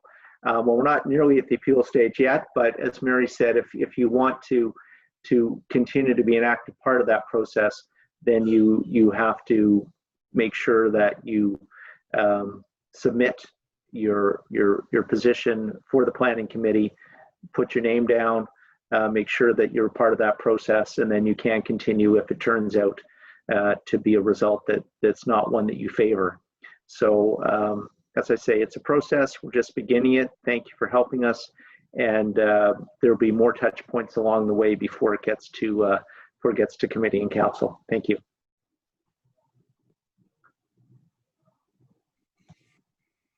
Is it back to me? Yes, back to you. Okay. Thank you, Councillor. Yeah, I wanted to say that Marjorie made some points. By the way, great presentation by Maureen and Marjorie. And I wanted to say that Marjorie made some points about kind of the species of this meeting and why it was held like this. And now, basically the facts are that application came in, and the city's made a firm commitment to continue working through the COVID period. And so that means the clock starts ticking.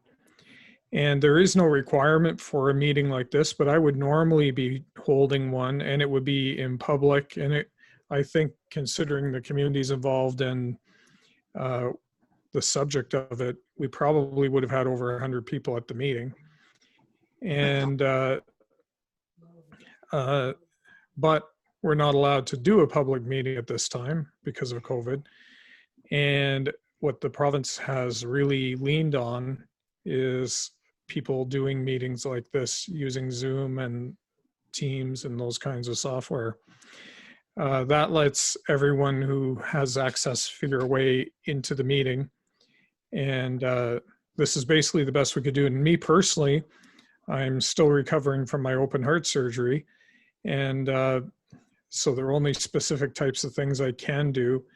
And this actually let me do it. And because I had the surgery and then I had a massive chest infection. And so I'm able to do this kind of thing right now. I'm also required to do a certain amount of walking every day. So my wife and I walked in the area and delivered many of the flyers to tell people about this meeting. We evidently didn't get to enough homes, but we got to more than is a legal requirement anyway. So that's basically the reason it's like this is the best you can do at this time, or the best I could do at this time. And we understand that. We understand that, and we're grateful for the opportunity that you've given. But one of the realities is that having an older population, yeah, we do have many people that fit into the categories that I discussed. People that are afraid of Zoom or afraid of technology. Yeah, and it's just a reality of life. Yeah, it's not anywhere near as good as a public meeting. And I've had people write to us saying, you know, here is I support the development even though it's double the size of what's beside it, or I'm against it. And so and they think, okay, that's good enough. Well, it's much better if they're at a dialogue where they hear the other side as well, and they can then make their points based on that. And because there are concerns that people raise, and Marjorie, you've raised a lot of them, that other people may not have ever thought about. And so they have an opportunity here to consider what's been said. So it's not all an input issue, it's also a receiving issue for members of the public. So they probably want to hear from GoPro as well as have GoPro hear from them. So that's why I think it's important to do this kind of thing. And hopefully, like, if people consider the fact that the highest tower is double what's beside it, you get a sense of, in height, a sense of the kind of impact it's going to have in the area.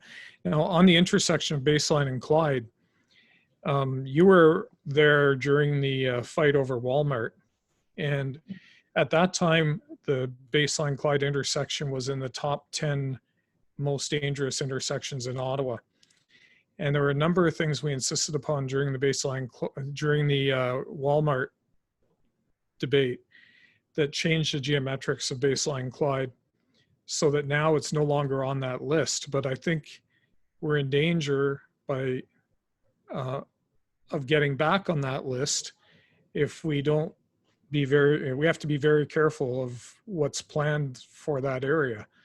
And the biggest concern I've received so far from residents, even when I was out walking and they would just come out socially distanced and with masks on, they would tell me that this will lead to too much traffic. So that is the most common issue that people have raised with me. And I'm definitely going to have to see how that can be handled. And if it's by reducing reducing the height, that's fine. If there's some other panacea, that would be good too. But anyway, thanks a lot for doing what you did.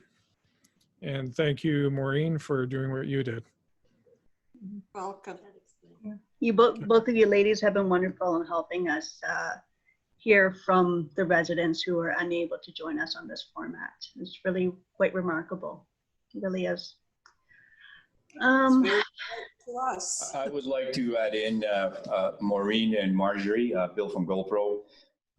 Many of the concerns that you've raised, obviously as a developer looking into this project and working with my team, is also the number of concerns that we raised on our side ourselves. We are your neighbor. We want to work with you. I appreciated all the extra effort and work that you've done representing the residents of the neighborhood. We're seriously going to take all of these matters into consideration. We'll try and get back to you on some of them. Feel free to reach out to me anytime as well. Always like getting to know my neighbors a little bit better as well, and see what we can do to make it more feasible and pleasant and enjoyable for that corner. If it could happen, it will happen. I'd like to also add that this is when we spoke to our team, we were looking at a phase 1 and a phase 2. Throwing 2 buildings at the same time is, yes, quite an impact. And we've decided as a developer, let's try 1, see how the traffic is, see how the parking goes, see how the development and the construction is revealed, see what the issues are, and work with you as well, the neighbors, to see what the concerns are. And then if anything comes down the line and the market is right and everything is okay, we'll start with the second phase. So just on behalf of Golpro, I'd just like to thank you for bringing all this to our attention. We had most of them as our concerns, as I mentioned, and we're going to take all the rest that you mentioned to us seriously. Thank you. Talking about being neighbors, how are the plans coming along for replacing the fence that you tore down between our properties? Maureen, that fence was a liability. I kept reinforcing it, and for some reason it kept falling apart, and it was dangerous for anybody walking along. To eliminate that danger and liability, I made the decision just remove it and place hedges and bushes, which is more natural, rather than putting that wooden fence up. No, that is not acceptable at all, because then people can just walk through it onto our property. And I don't think that's what we want. I think the fence behind the waste has remained. Yes. But anybody to walk through your property will have to walk in back of our building where we have all these security cameras. And it's been up, we've taken the fence down over a year, so we've had no issues. If they need to walk through your property, they could easily go through the driving through gate. They're coming through that where the fence was and removing the plants that the people in 1465 had planted there. They're removing the trees and the plants. Okay, Now, I wasn't aware of that. Putting up a hedge is not going to stop that. We need a permanent fencing there. Okay, I'll take a look. I wasn't aware of this. Thank you for bringing it up, and I'll take a look at it, see what I can do. Thank you. Thank you so much. So I'm just looking at the time here. We're just about the 2-hour mark now. Now I know the Golpro team has made some time available for us to answer some questions which we have not gotten to yet. Is there anybody here who has to leave the meeting for any reason? That would probably be okay. Everybody's good? Good. Okay. I see some hands raised, people who would like to speak, and we also have some questions in the Q&As. I think what we should do is we'll allow Carrie Williams to say what's on her mind. Carrie, are you there? Hello. Hi, Carrie. Hi. Hi, what can we help you with? No, you've, to be honest with you, you have identified there were 2 points I had. It was section 37, and you've sort of explained it to me. I did send something to Miss Dickinson, and I'm probably going to get a written reply. I just want benefits of section 37, how, I didn't really understand it when I was, is it a cash injection? Is it for community centers? And then Maureen brought up the other, the egress and this and that. So no, you have answered my questions. I'm very pleased that we had this time together, and I think it, it's good to be all together and get it out. Okay, we're not 100% behind you guys, but I thought you did very well. Thank you very much. Could we do it again? Absolutely. Okay, and then we'll have a few more questions at that point. Thank you very much. My pleasure. Okay, so next up we have Emma. And let's see. Emma, are you there? Hi there, can you guys hear me? We can hear you. Excellent, thank you. So first off, thank you very much everyone again for taking the time to host this meeting. I just have a couple questions. The first one is I actually had to take the afternoon off of work to attend this meeting. So I was wondering, is this common for these meetings to be held during the day? My second comment is to Marjorie and Maureen. I just wanted to say you guys did an awesome job and I stand behind you 100%. My next comment is also to Matthew, the gentleman who was doing the walking analysis. I am well under the age of 40 and very healthy, and I did a Google map from my house, which is in Copeland Park, to the Walmart, and one way it comes up at 17 minutes. And I'm pretty healthy and I can do it in 17, but I certainly can't bring the groceries back for my family in 17 minutes. My next question as well is to Mr. Rick Chiarelli. This has to be approved, right? You know, it has to be an approved bylaw exemption that they're requesting.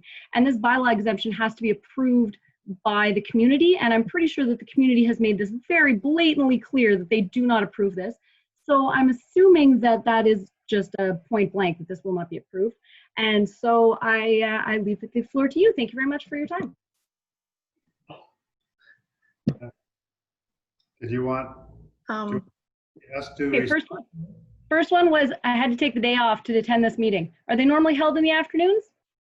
It varies. We're at the mercy of the ward councillor to fit it in.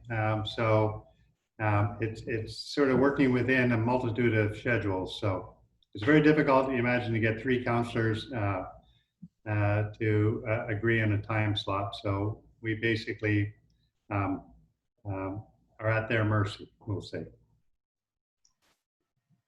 It was really difficult for me to get the afternoon off work. Yes, I can imagine.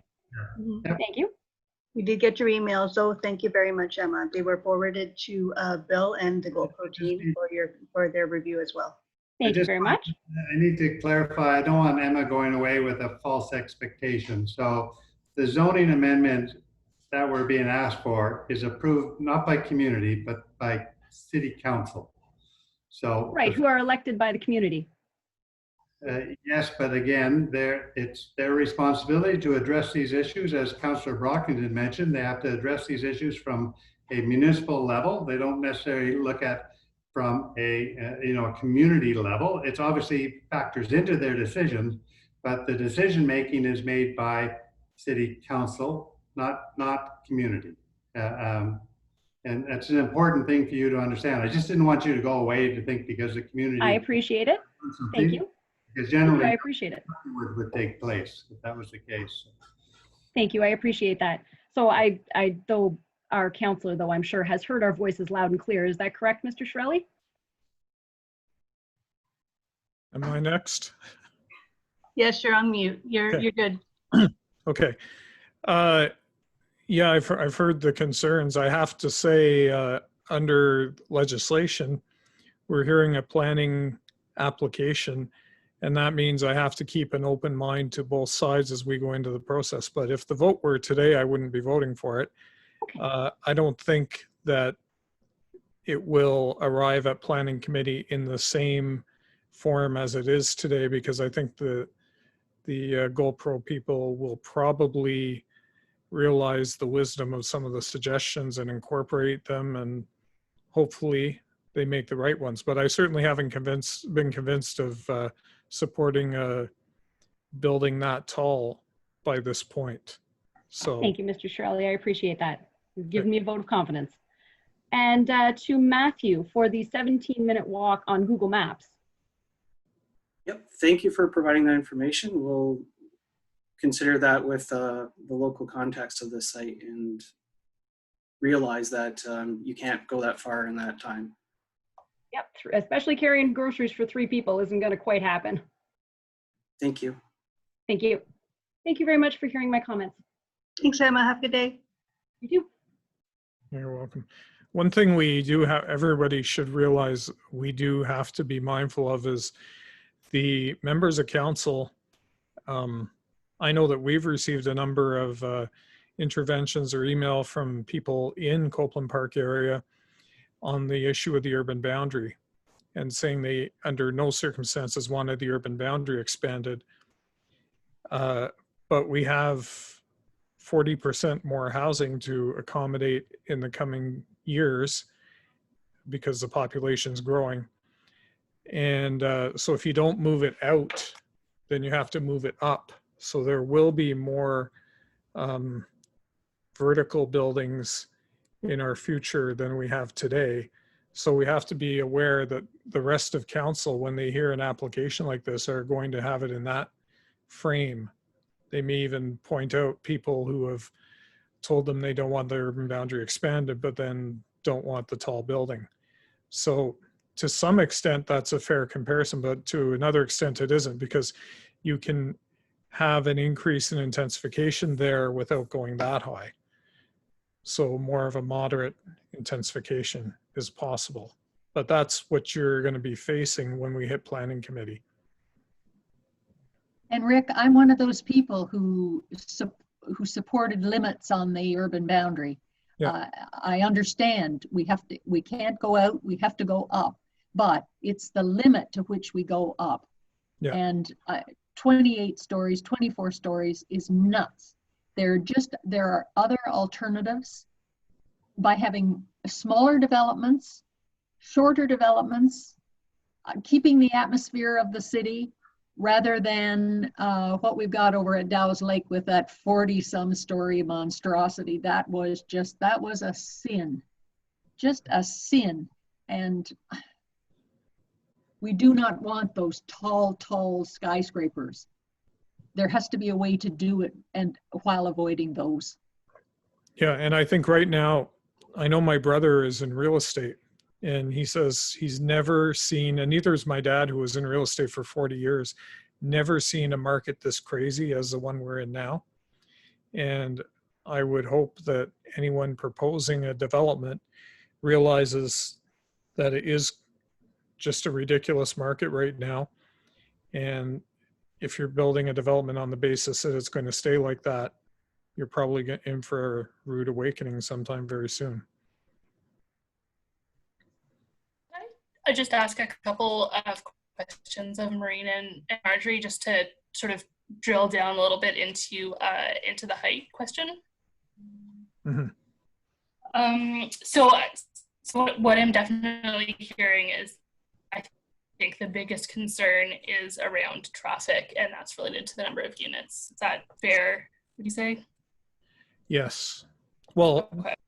people translate it into height, but it really means number of units and the traffic it will generate. And we did just get out of that most dangerous intersection bracket, and it's very easy to slip back into it. Right, so there's definitely a Marjorie, did you say something? No, I didn't say anything. Okay.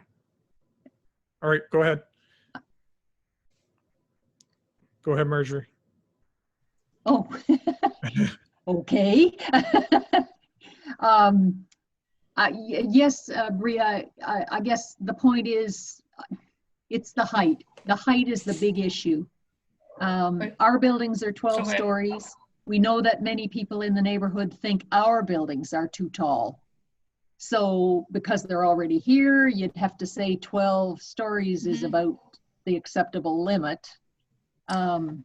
So take that for what it's worth.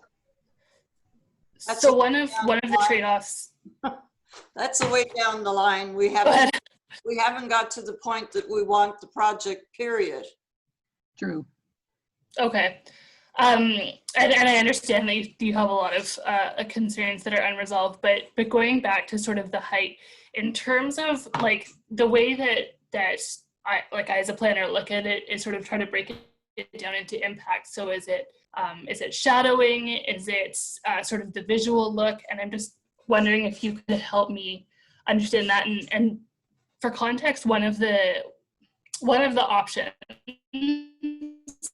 that we could look at is to do more of a bar building. So that's a building that's similar in shape to what you have, where the building is long, it has a large floor plate, but the design guidelines generally encourage a bit more of a point tower where the floor plate is smaller because it minimizes shadowing impacts. And I don't know if you could help me understand sort of your concerns within that framework a little bit. Well, it's the whole thing together, but when you get buildings around it at 12 stories and 15 stories, and then you have this sore thumb sticking out at 28 stories, it doesn't fit in the environment as far as I'm concerned. It's out of character with our community. Okay. But Bria, so it's the visual impact. Sorry, go ahead, Rod. Well, I think what Bria was getting at, can you imagine if we re-envisioned this and took, let's say 10 stories off and put it beside, instead of an 8,000 square foot plate, we had a 16,000 square foot plate. We've solved the height issue. But now we have buildings like yours today, for example, are high-rise buildings, all right? Those are 15 stories. So anything you're 9 stories is, pardon me? We're only 12 stories. 12 stories. By definition, you're a high-rise building. I know it sounds silly, but anything over 9 stories in Ottawa is a high-rise building. And then there's different criteria. And so the city is moving us away from buildings such as yours to narrower point towers that allow more light, more air, more everything to sort of move around. It opens up visibility. You can see through it, see around through the site. You can look through the site. If we had put, for example, 2 very long 12-story buildings all the way across the wall of this property line and been 12 stories a night, similar to yours, you would have lost all visibility to the east from your site. By doing that anyway, because you couldn't do that anyway because of our right-of-way across the property. So there's never going to be one building there. Except for the right-of-way. I'm saying if you took our podiums and instead of stopping them at 6, brought them up to 12 stories, you would basically create a visual wall there. The idea of this sort of new urbanism is to lower the scale at the street and reduce the tower size and go taller. And the idea is to have an improved environment compared to the slab building that was typical of the past. And I have to tell you, from a developer point of view, it's a whole lot cheaper to build long, big 12-story buildings than to go tall, thin, high-rise buildings. So, so there's a bit of a trade-off here taking place in terms of what's the best way to go forward. So I'm just suggesting that what we're doing is more in keeping with the official plan policies of high-rise buildings as opposed to slab buildings. So anyways, that's actually, there's a whole section in the design guidelines of the official plan with regard to high-rise buildings. And it's moving us away from what was done in the 50s and 60s throughout Ottawa. Yes, we love those new standards that have come to us from Toronto. Well, it actually came from Vancouver. Yeah, well, but the guy who's in charge of the planning department now, I understand, is from Toronto, and I certainly have the feeling that he's brought his thinking with him. It doesn't suit us here. We're telling you, we feel this plan as it's been presented is out of character, out of scale with the rest of the neighborhood. While we understand there has to be development, it is going to go up. It just, these tall buildings are unacceptable to the neighborhood. No, and it's, I mean, I don't want to get into a debate here, but it's not unlike probably the discussion that took place when your buildings were built. You know, you imagine you're in a whole sea of 2-story buildings and along come 3 high-rise buildings. Can you imagine the impact that took place at that point? So this is the way cities evolve. We look at what was done in the past. Is that the right way to develop, or are there different techniques? And they look at other cities and they look toward Vancouver, which is incredibly dense downtown, but when you're there, it's got lots of movement. There's very little overview from building to building. I mean, we're nowhere near that. So they began to look at how do we put in place guidelines to architects and developers to follow that would create a better built environment. Anyways, and that's, again, it's throughout the city like that now. That's being done. Even in the suburbs, we have to respond to these high-rise guidelines. Even when you're the only building around, we're still being restricted to a plate size of a certain size, setbacks. So I'm And not. we don't agree. I'm not an engineer, but I know that when the 3 buildings here were being built, 1465 was supposed to be built over where the shopping center is now, but they were unable to dig down to put in the underground parking. You people feel that you are going to be able to do that? Across the street, they tried to do it and they couldn't do it either. across the street where, sorry? Where the St. Louis restaurant and Santec building was. That was supposed to be a 12-story with 3 underground parking. Yeah, again, the issue is the cost of underground parking. So generally with office buildings, you almost always see surface parking. It's rare to do underground parking for office buildings. So I don't think that was their reason. Their reason was that they couldn't dig into the ground. Well, we can dig in. The rock is, I think, 15 meters below grade. So it basically, we can get our 3 parking levels in probably without any blasting at all. So that's going to be a miracle. I'd like to see. Well, we've worked in all conditions. I'm doing one right now where the rock is 200 feet below. That's a real problem. So rock is fine. So. Okay. Thank you for those comments. Okay. All right.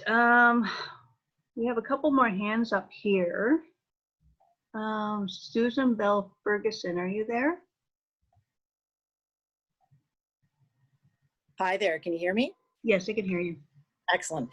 Thanks. I'd like to reiterate everyone else's gratitude in having this opportunity to hear what everyone has to say, the developers, the councillors, the planning staff.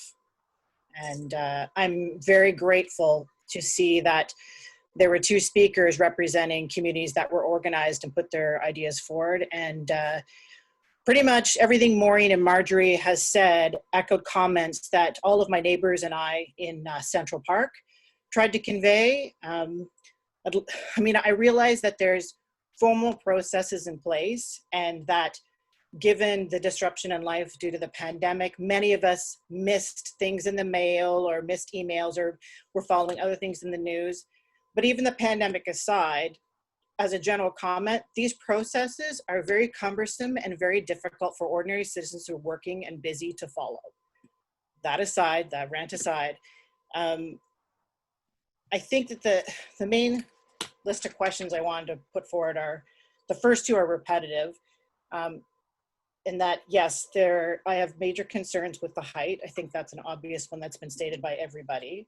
And then there's the obvious traffic concerns. The traffic concerns that were raised are in the discussion today are not only related to the proposed plan, but existing problems. And I think that, you know, it just brings to light that it'd be interesting. And I have not researched this and followed this at all, but I think it would be helpful to know what potential plans were in place or research was done to deal with some of the traffic issues that were existing. Having been a citizen of Ottawa for, gosh, 40 years, living in 2 different neighborhoods, when I first purchased in Central Park, I thought that I would be able to get to work downtown by bus. And I was really disappointed that after a year of attempting to use the bus off of Clyde and then walking to the other end of the neighborhood and try to use the bus off Maryvale, it took me a minimum of an hour. And it was just unacceptable. So I ended up switching to a car. Hey, I can afford a car. That's no problem. And so that's kind of related to I know these are really long, kind of long-winded questions, but it goes back to there's already an existing traffic and transit issue here that is just going to be brutally magnified by any kind of proposal, notwithstanding the BRT 11 years from now. So my third question is, it'd be really helpful to have a clear explanation of the process going forward, just something really simple Mary's taken the time to, I guess, receive a lot of comments. So my pain for you, I feel bad, that's a lot of volume, but it's really helpful to have something really clear with maybe timelines or anticipated timelines, so we know when to watch our inboxes, when to pay attention to the news, that kind of thing. And so opportunities to convey our concerns. I guess my one rant that I put over the chat was that it's very frustrating to me to see such overwhelming negative comments from the community, and us to be very articulate, Maureen and Marjorie articulating those on our behalves, and realizing we have to actually read at those again. Like, this is an overwhelming no. You know, Marjorie's being kind and conceding that, you know, her view is that she supports the densification as opposed to extending the city limits. I accept that as a reality too. On Maureen's side, I agree too. Just no to the development. There's so many issues with it, and I get for the city staff, it's difficult. You want us to identify every single one of them, but unless you're living in this neighborhood where I bought my nice townhome, living by myself with my beautiful backyard, I didn't mind the Stantec building when it went up. Thankfully, it wasn't as tall as it's supposed to be, but now I'm supposed to have a 20-story building where people are going to stare into my backyard. I'm already lost an element of privacy. There's been inconsistencies in ensuring proper green space behind us, or we're fixing the fences. Like, people can see into my back windows all the time. I've had to accept that. But when I found out there's gonna be a 28 and a 24-story tower basically looking in my backyard, I just thought, really? And again, to go back, I support densification. I have no issue with it. I've lived in Vancouver. I lived in Halifax. I've lived in Toronto. I've lived in Winnipeg. I get it. Ottawa does have to evolve, but it's so exceptional, it's absurd. And that's why I made kind of snarky comments in the chat column, like, quit with the snow job, okay? 28, 24 stories, if it happens, it's so offensive, it's ridiculous. But the fact is, I want to know, what weight does the community voice have? I get that the councillors have to vote on behalf of their ward, but also have to vote on what they believe is the right path for the city going forward for densification. Great. And do I expect you to have an answer for us today? No, because according to this process, the developer's going to revise the plan. I get it. Anyway, sorry, I'm getting really angry. So, but that goes to my fourth question is, what weight does the community voice actually have? It's not clear to me. And when I go back and follow various journalists covering reports, it's not a great track record that strong community objections are actually respected. And that bothers me a lot. Okay, rant over, next person, thanks so much. I just want to jump in there and say there's a misconception that the loudest voices will mean we don't want it, therefore we're not going to get it. Mary Dickinson is not a politician. She has to analyze this from strong merit planning rationale and gives an independent recommendation whether or not this meets planning merit criteria to go forward or not.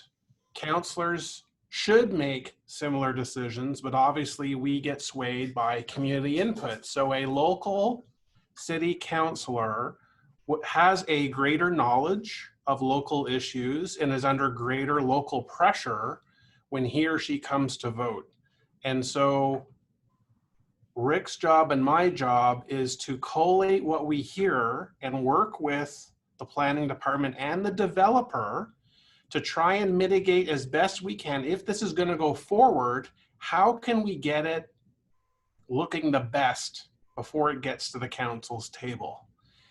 Our colleagues who don't represent anywhere close to here, don't come through this intersection, are not aware of the local issues.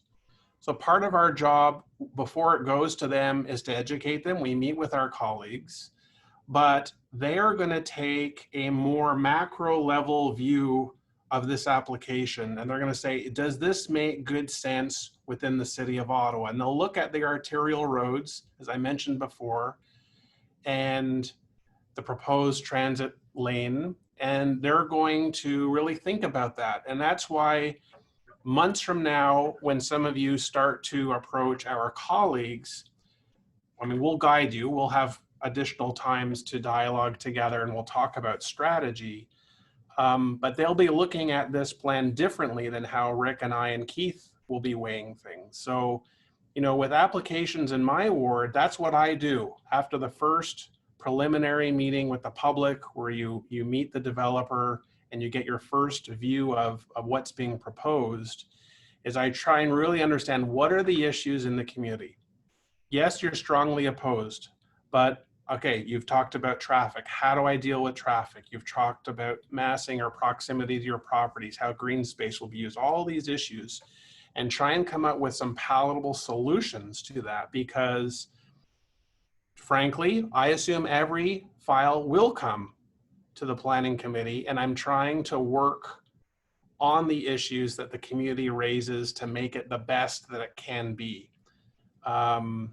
And there is frustration that community as a whole puts a great deal of effort in getting people together, educating them on the file, putting together written and oral submissions, and ultimately planning committee makes a decision that's totally opposite of what the community would like to see. That's very frustrating. But I just wanted to share sort of my strategy when I work on files in my community. That's sort of how I tackle them.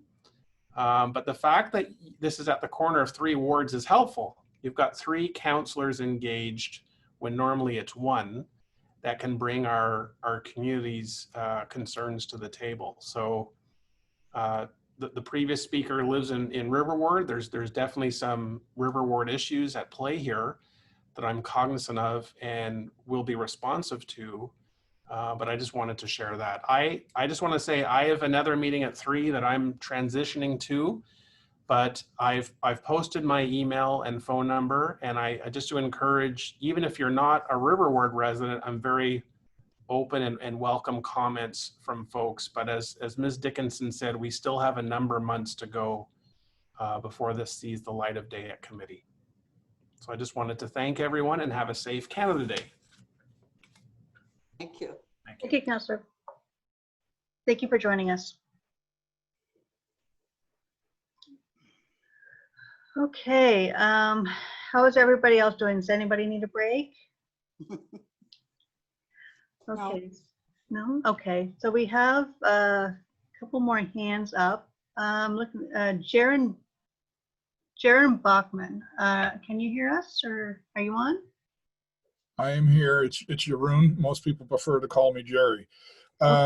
Thanks very much, everybody, for taking the time. I don't know everybody's name, so I'll try to keep it short because we're already extending the meeting.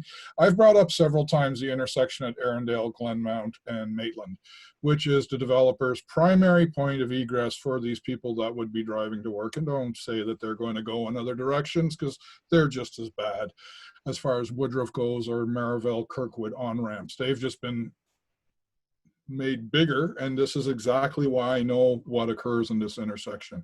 The entire time of the 417 Kirkwood construction, many people came into our area. Usually it's only at Christmas time. At this time, traffic was backed from baseline Clyde all the way around the corner on Maitland, all the way through that Arundel, Glenmount, Maitland intersection.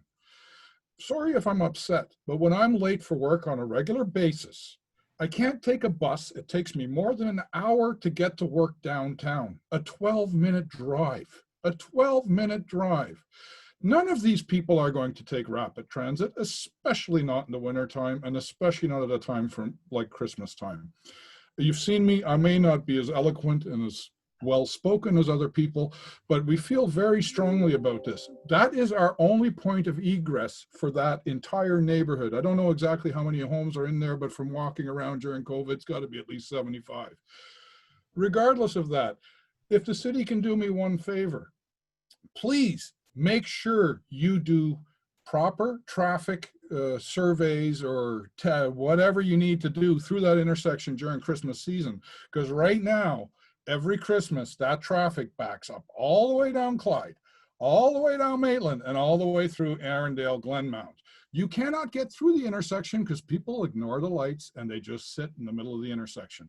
So not only are you going to trap your new residents in a residential area, but you're trapping people in a residential area that can't get out any other way. This is our only point of egress. And I don't feel that the person that did the traffic management study has properly discussed that here, because everything you folks are bringing up is going to put way more traffic than there ever has been into that tiny little intersection.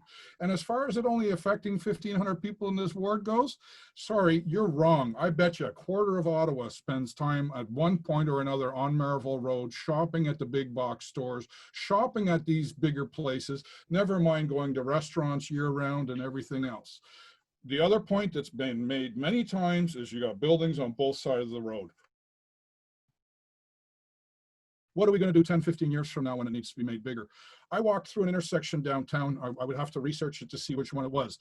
After snow removal, there was a foot of space for people to walk by an entire building.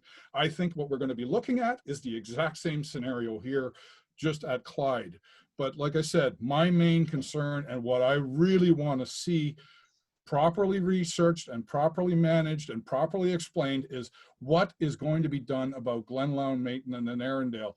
This is way before my time, but you got to remember this entire neighborhood was designed to go right up Clyde Street and down the hill through where the City of Ottawa yards are right now, and that problem was never addressed. And now we're going to just throw what, I don't even know how many people you said, but you know, 500, 1,000 people more driving. I'm quite upset about this. My wife during Christmas spends sometimes 10 minutes. She usually ends up turning right and driving all the way around in a giant loop through residential neighborhoods just to get on the baseline, just to go up Woodruff and get out to Barrhaven. This is normally a 12-hour commute. And how long's her bus ride? Well, it's an hour and 20 minutes. She does do it once in a while when her car's in for repairs, but she works 12-hour split shifts like many other people in childcare do. So is that a reasonable expectation to expect people to spend 15 hours a day in a vehicle? I don't think you can answer this, but I would like to see going forward, I want to see some better studies, and I want to know when the traffic management studies were done, what time of day, where they were done, or I should say we would like to know when these are done, what time of day. And the city, please pay attention to you two folks that you do traffic management through our intersection during the Christmas time, because it's right now it's untenable. So I can't even imagine what could end up happening with this added congestion. Thank you. That's made some good points there. Let's see here. Sorry, my screen keeps, there we go. Okay, next up we have Catherine. Jammer, are you there, Catherine?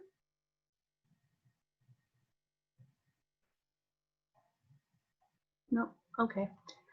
So Catherine is not here. Let's see here. Okay, I guess we do have some questions and answers that were made, requested rather. One of the questions asked was, where do people park when they're going to a commercial site within the proposed building? It's parking at the rear for the commercial uses. Sorry? There's parking at the rear for the commercial uses. Rear, okay. And another question was brought up about if the properties existing will be used by the construction crews. Where would they park, eat their lunch, that kind of stuff? So that's a very specific question. So generally the way that the planning process works is right now we're going in for a zoning bylaw amendment application. So that looks to things like the building envelope, the number of units, the parking ratios and all of that. Then we'll go to a site plan application. Sometimes they happen at the same time, but in this case they're happening separately. So when we go to a site plan application, we will have more detailed information on a number of issues that have been raised. And as part of the end of the site plan process, the city will most likely require us to have a construction management plan, particularly if there be any impacts off the site. So there will be another opportunity later in the process for the city to make sure that that the construction won't have undue impacts and for the community to have a say. Okay, Another question that popped up was, is the infrastructure, the water infrastructure in that area capable of handling the additional proposed units?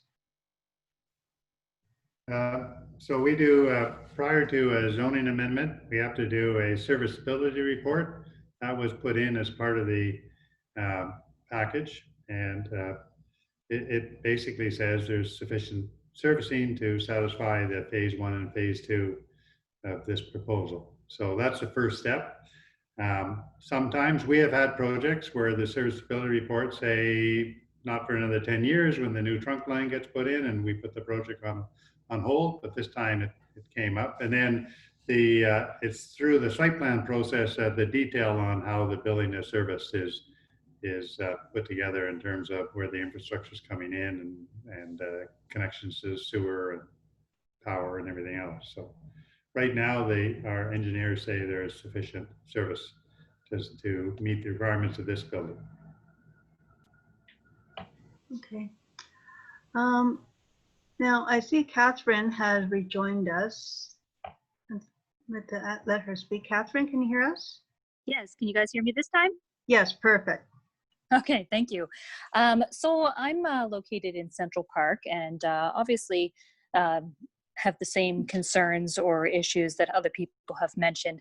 My primary issue would be with regards to the traffic. So I hear on a regular basis the traffic on the corner of Clyde and Maitland going around that sharp turn. And I know Rick mentioned at one point that that intersection had been an area of concern for a while, and I think we just barely meet the concern now. With the building going up, it's obviously going to increase the traffic quite a bit. My fear or my concern is more what will we do about Clyde? I think, Bria, you mentioned baseline, that there's going to be the redevelopment, especially with the transit and everything like that. But what is the plan for Clyde? Because if your building is going to be constructed pretty close to the street on Clyde, we're not going to be able to expand the size of Clyde Street because your building's going to be on that side, which means it's probably going to be done from the other side. Now, the Stantec building is there. I think there's a little bit of space, but the neighborhood of Central Park has some houses that would be impacted by expanding Clyde. So is there any plans made that's going to address this issue if the building goes up in 3 years, baseline's not being addressed for potentially 10 to 15 years with the transit system? So what's going to happen in the meantime? Clyde is going to get backed up extremely quite a bit. So what's the plan there? Is there any arrangements at all with that? I don't know, maybe Matthew can answer, but I don't think there's any plans for widening Clyde Avenue at this point or in the near future. I think the improvements to the intersections have been made, and I don't think they want to make it any more like another lane. I don't think it's going to make it any safer. It could make it worse. So, but I'm not a traffic engineer. Maybe Matthew, I don't know if you spoke correctly, Roderick. There's no known improvements at this time. However, and again, like you said, adding another lane will not likely improve conditions on this, as there's a bottleneck at, well, this section of the road of the Maitland Clyde Avenue intersection. And as you approach the northbound towards the on-ramps, there's another bottleneck. So this is more of a city planning or transportation planning review item than what we'd be looking at with the development of our site. Okay, I guess I'm just thinking if you guys did the traffic, like if you reviewed the traffic, you would obviously see that Clyde is jam-packed. So if it's not something that you guys deal with regards to the building going up, it is something that's going to have to be addressed at some point, right? So we actually, the city has on their, in the official plan, they've got road widening requirements of all of the sort of major roads. And so Baseline, for example, has a road widening, so that once the site plan application is made, any dedication takes place. So the developer would create a new R plan that would transfer the land to make up the proper road widening. And then we have city setbacks that we have to live into that create the building envelope. And so one of the interesting things with the arterial main streets and traditional main streets is to actually have maximum setbacks, as opposed to that we can't set back too far from the property line. They want to make sure that we create that urban edge. So it's sort of an interesting balancing act that we have to do with all these policies. So, but I don't see in the future they're ever widening that intersection. To me, it gets to a point where it gets so wide it's unsafe to even cross the street from a pedestrian point of view on a green light. So. And the other factor is, and I'll pass it over to Matt to correct me if I'm wrong, but one of the issues with road widenings is a thing called induced demand, which means generally when you widen a road, it actually creates more traffic. So it's hard to achieve improvements through that means alone. It's better when, for example, as I'm hearing from pretty much everyone who would love to take the bus if it was a better option. It's through a combination of approaches like better bus infrastructure and better cycle infrastructure that traffic improvements can be achieved. But I'll let Matt speak to that in case I've said anything incorrectly. No, Bria, you said it pretty on par with what I would agree with. Yeah, there's limited, if you increase the width of it, it will increase the number of vehicles that are going to utilize it and add to the existing problems that are within the area. Again, this is a bigger scope question than what we would handle within our site plan. We would look at it, but there's not a lot of impact that we can have with their development. Okay, thank you. Thanks, Catherine. Okay, now we're getting close to the end here. One of the questions I did come across is affordability. Now, I know Bill has mentioned affordability is one of the things that he is concerned about when thinking about the designs of the proposed units. Could you just elaborate a little bit more for us, Bill? What is your vision of affordability? Well, again, we're still in the initial stages of the project. And if we're trying to deal with performance construction costs and costs per unit and affordability, that would come way later in the stage once we're closer to what exactly we're going to finalize in building in phase 1 and 2, depending on the commercial, depending on the level of parkings. There's too many factors now that we can't put any numbers to it until we're closer to a design concept that we might pull through, and we could do the numbers then. Okay, thank you. Maybe even without the numbers, Bill, you haven't spoken about your vision of this development. I mean, who are you planning this for? And I think you should be able to address that, because it's going to affect the amenities that you provide in the building, the services that you provide. So you obviously have a vision. Are you aiming this at rich folks who can afford to live on the 28th floor, or what's your vision? Goldy, I don't know if you want me to step in. I mean, we're fine-tuning market analysis right now. So they do a whole sort of broad spectrum search of availability. They do a sort of analysis what the needs are. I mean, what we found we've done a number of high-rise buildings in the edges of traditional neighborhoods, and we see most of the uptake come from, we'll call it an aging population that wants to leave their houses but don't want to leave the neighborhood. And we think that, we do these Westboro projects and we think, oh, it's going to be full of young, trendy people, and the average age is 61 years old or 66 years old. So it's a very different market than what we originally thought. And we're seeing that almost across the board, that the people are coming from the existing neighborhoods. It's not sort of new people moving into the neighborhood. A lot of it is people who are just at a point in their life where they're tired of looking after lawns and garages, and they want to be able to have a sort of place where they can just relax. That's one of the market areas. And then we're generally hitting the entry into the workforce and the exit of the workforce. The middle group, a lot of that middle group is, I say, still going to the suburbs where they can afford either a half a double or a townhouse or a single family house. So and that's fairly consistent across Ottawa and all of these sort of areas that we're working in. It's very hard to attract young families into the rental buildings. And we see a little bit now, more so than a few years ago. So I don't think I wouldn't say this is a super high-end site, for example. So I think this is a real sort of middle income site. It's a really nice site. It's got access to a commercial across the street. So I think this would be a desirable location for a lot of people.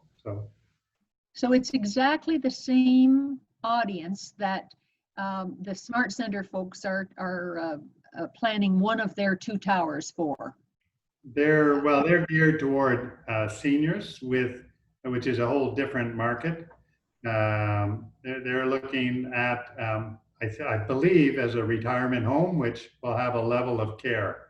This is not a level of care. This is a pure rental. No, that's Tower 1. Tower 2 over there is for people who live independently and have busy lives. So yeah. It sounds to me like exactly the same group that you were targeting. That's geared toward a certain, what we're saying is this is open to absolutely everyone. It can be open to somebody like yourself. It could be open to somebody with 40 years old, 25 years old, somebody who, it could be even students who are going to Algonquin College. They could rent, for example, a 2-bedroom unit, 2 people share it while they're at school. So there's no restrictions at all on this, and it's a general open area. And then as we get going in the refinement of the project, we'll begin to nail down what sort of size of units, the affordability of the units. So a lot of that will be depend on the size. The amenity spaces within the building will help define rental rates. So we've got a lot of work to do between the site plan, even the site plan application, let alone the site plan approval. So I guess the point I was getting at when I was drawing parallel between the audiences, you have R3 buildings, which are in large part occupied by the seniors, retired folks. We've got some younger people now, but many are retired folks. Your building is likely to be occupied by those same folks, the one across the street by that same group. So I would just ask the city planners, as well as the developer, to keep that in mind, that you've got a real concentration of a senior population here. And that's going to require some special planning. Seniors do need a bench here and there to sit down. They can't walk the long distances. There are many other things that make the site amenable for that population. Mm-hmm. Yes. No, well said. Yeah. Yeah. No, I don't agree. I mean, that's one of the reasons why we are looking at the development of these POPs that we're talking about, is to create those spaces these spaces aren't for the enjoyment of only the residents within the building. They're to the enjoyment of the community that lives next door. So on their walk to the Walmart center, it's a place to stop and relax and sit for an hour. Maybe there's going to be a coffee shop within the complex. You grab a cup of coffee and sit outside with it. So that's the whole idea, is with these spaces, to create a nice animated space. And how that ends up, what it looks like, I mean, we're a long way from that, but that's the purpose of these POPs. It just keeps it, the reason why they're privately owned, it keeps it out of the city from owning it. They don't really want to own these small little pieces. They like parks. They don't want to own little tiny, they're just a headache. So this way it's owned and controlled by the developer, but it's for the use of the general public. That does actually quickly remind me of a comment that Maureen made in her original presentation about the parkland dedication, saying that 10% of the site should be set aside for parks. So that if the city Parks Department wanted a park on the site, which they've decided it's not the right location, then they won't take it in land, they'll take it in cash. That's the current framework. The provincial government has suggested some changes, but they're not implemented yet. So right now it would be a cash payment, and then the city can apply that to park development or park acquisition. And am I right in that money will be offered, it will be our councillor who decides whether to accept that exception or whatever it is. He will accept the money versus the green space, for example. I think. Is that right, Rick? Is that the way it works? Not quite. Council decides or planning committee decides whether green space is required for the cash in lieu of green space. If green space isn't required and they accept cash in lieu, then I'll be in on the discussion. I'm not sure I'm the final say though. Where does the and money on go? The Section 37 money goes to, there will be a discussion with the ward councillor, that's me, and I would bring Riley into it as well because he borders on it and he has a community that is impacted by it. And then a number is reached and it takes a lot of banter back and forth to reach that number. And then it's used for various small projects within the area of the development. Such as? Can be benches, it can be park facilities, stuff like that. So some ward councillors in the central area have been stockpiling the money for social housing, for example. Yeah, that won't guess though. Or not, but that's, I know, like the Centertown councillors and in my city ward, almost all of the Section 37 money goes toward building up a war chest to be able to improve social housing. We don't have a war chest like that in our ward though. No. Well, one thought comes to mind. If a building gets constructed over there, if the development happens, the condos next door are going to need to install some fairly sophisticated security features. They do not want the people from those towers wandering through our green space. And if they own dogs, we don't want them walking their dogs and pooping on our grass. Yeah, if they feel like a nice little walk themselves, we don't want them using our property. And that's likely to happen. That means some sort of security gate that will not allow pedestrians to come from the Clyde side into our property. Now, you can imagine how expensive that kind of security is going to be, especially when we have to accommodate emergency vehicles and figure out how that can all work. It boggles the mind. Cash in lieu of parkland cannot be used for that, but development money may be eligible for that. So development money meaning Section 37 money. Okay. That may be eligible. I will have to check with what the law says right now. But the law definitely precludes us from using cash in lieu of parkland for that. Okay. But you can have stuff on the park that is designed to do the same thing. And it has to be there for 20 years. I don't understand. Stuff on the park? What? Like if there's anything you place on the park to discourage dogs or stuff like that, you can do that, but it's got to be there for 20 years. It can't be a temporary installation. Oh, it has to be a permanent installation. Yeah. Okay. No, I'm not talking about a park. I'm talking about the green space that surrounds the 3 condo buildings. So generally cash in lieu of parkland cannot be used for that under the law, but I can check whether Section 37 money can be used for it. Okay, thank you. Like for a fence, you mean?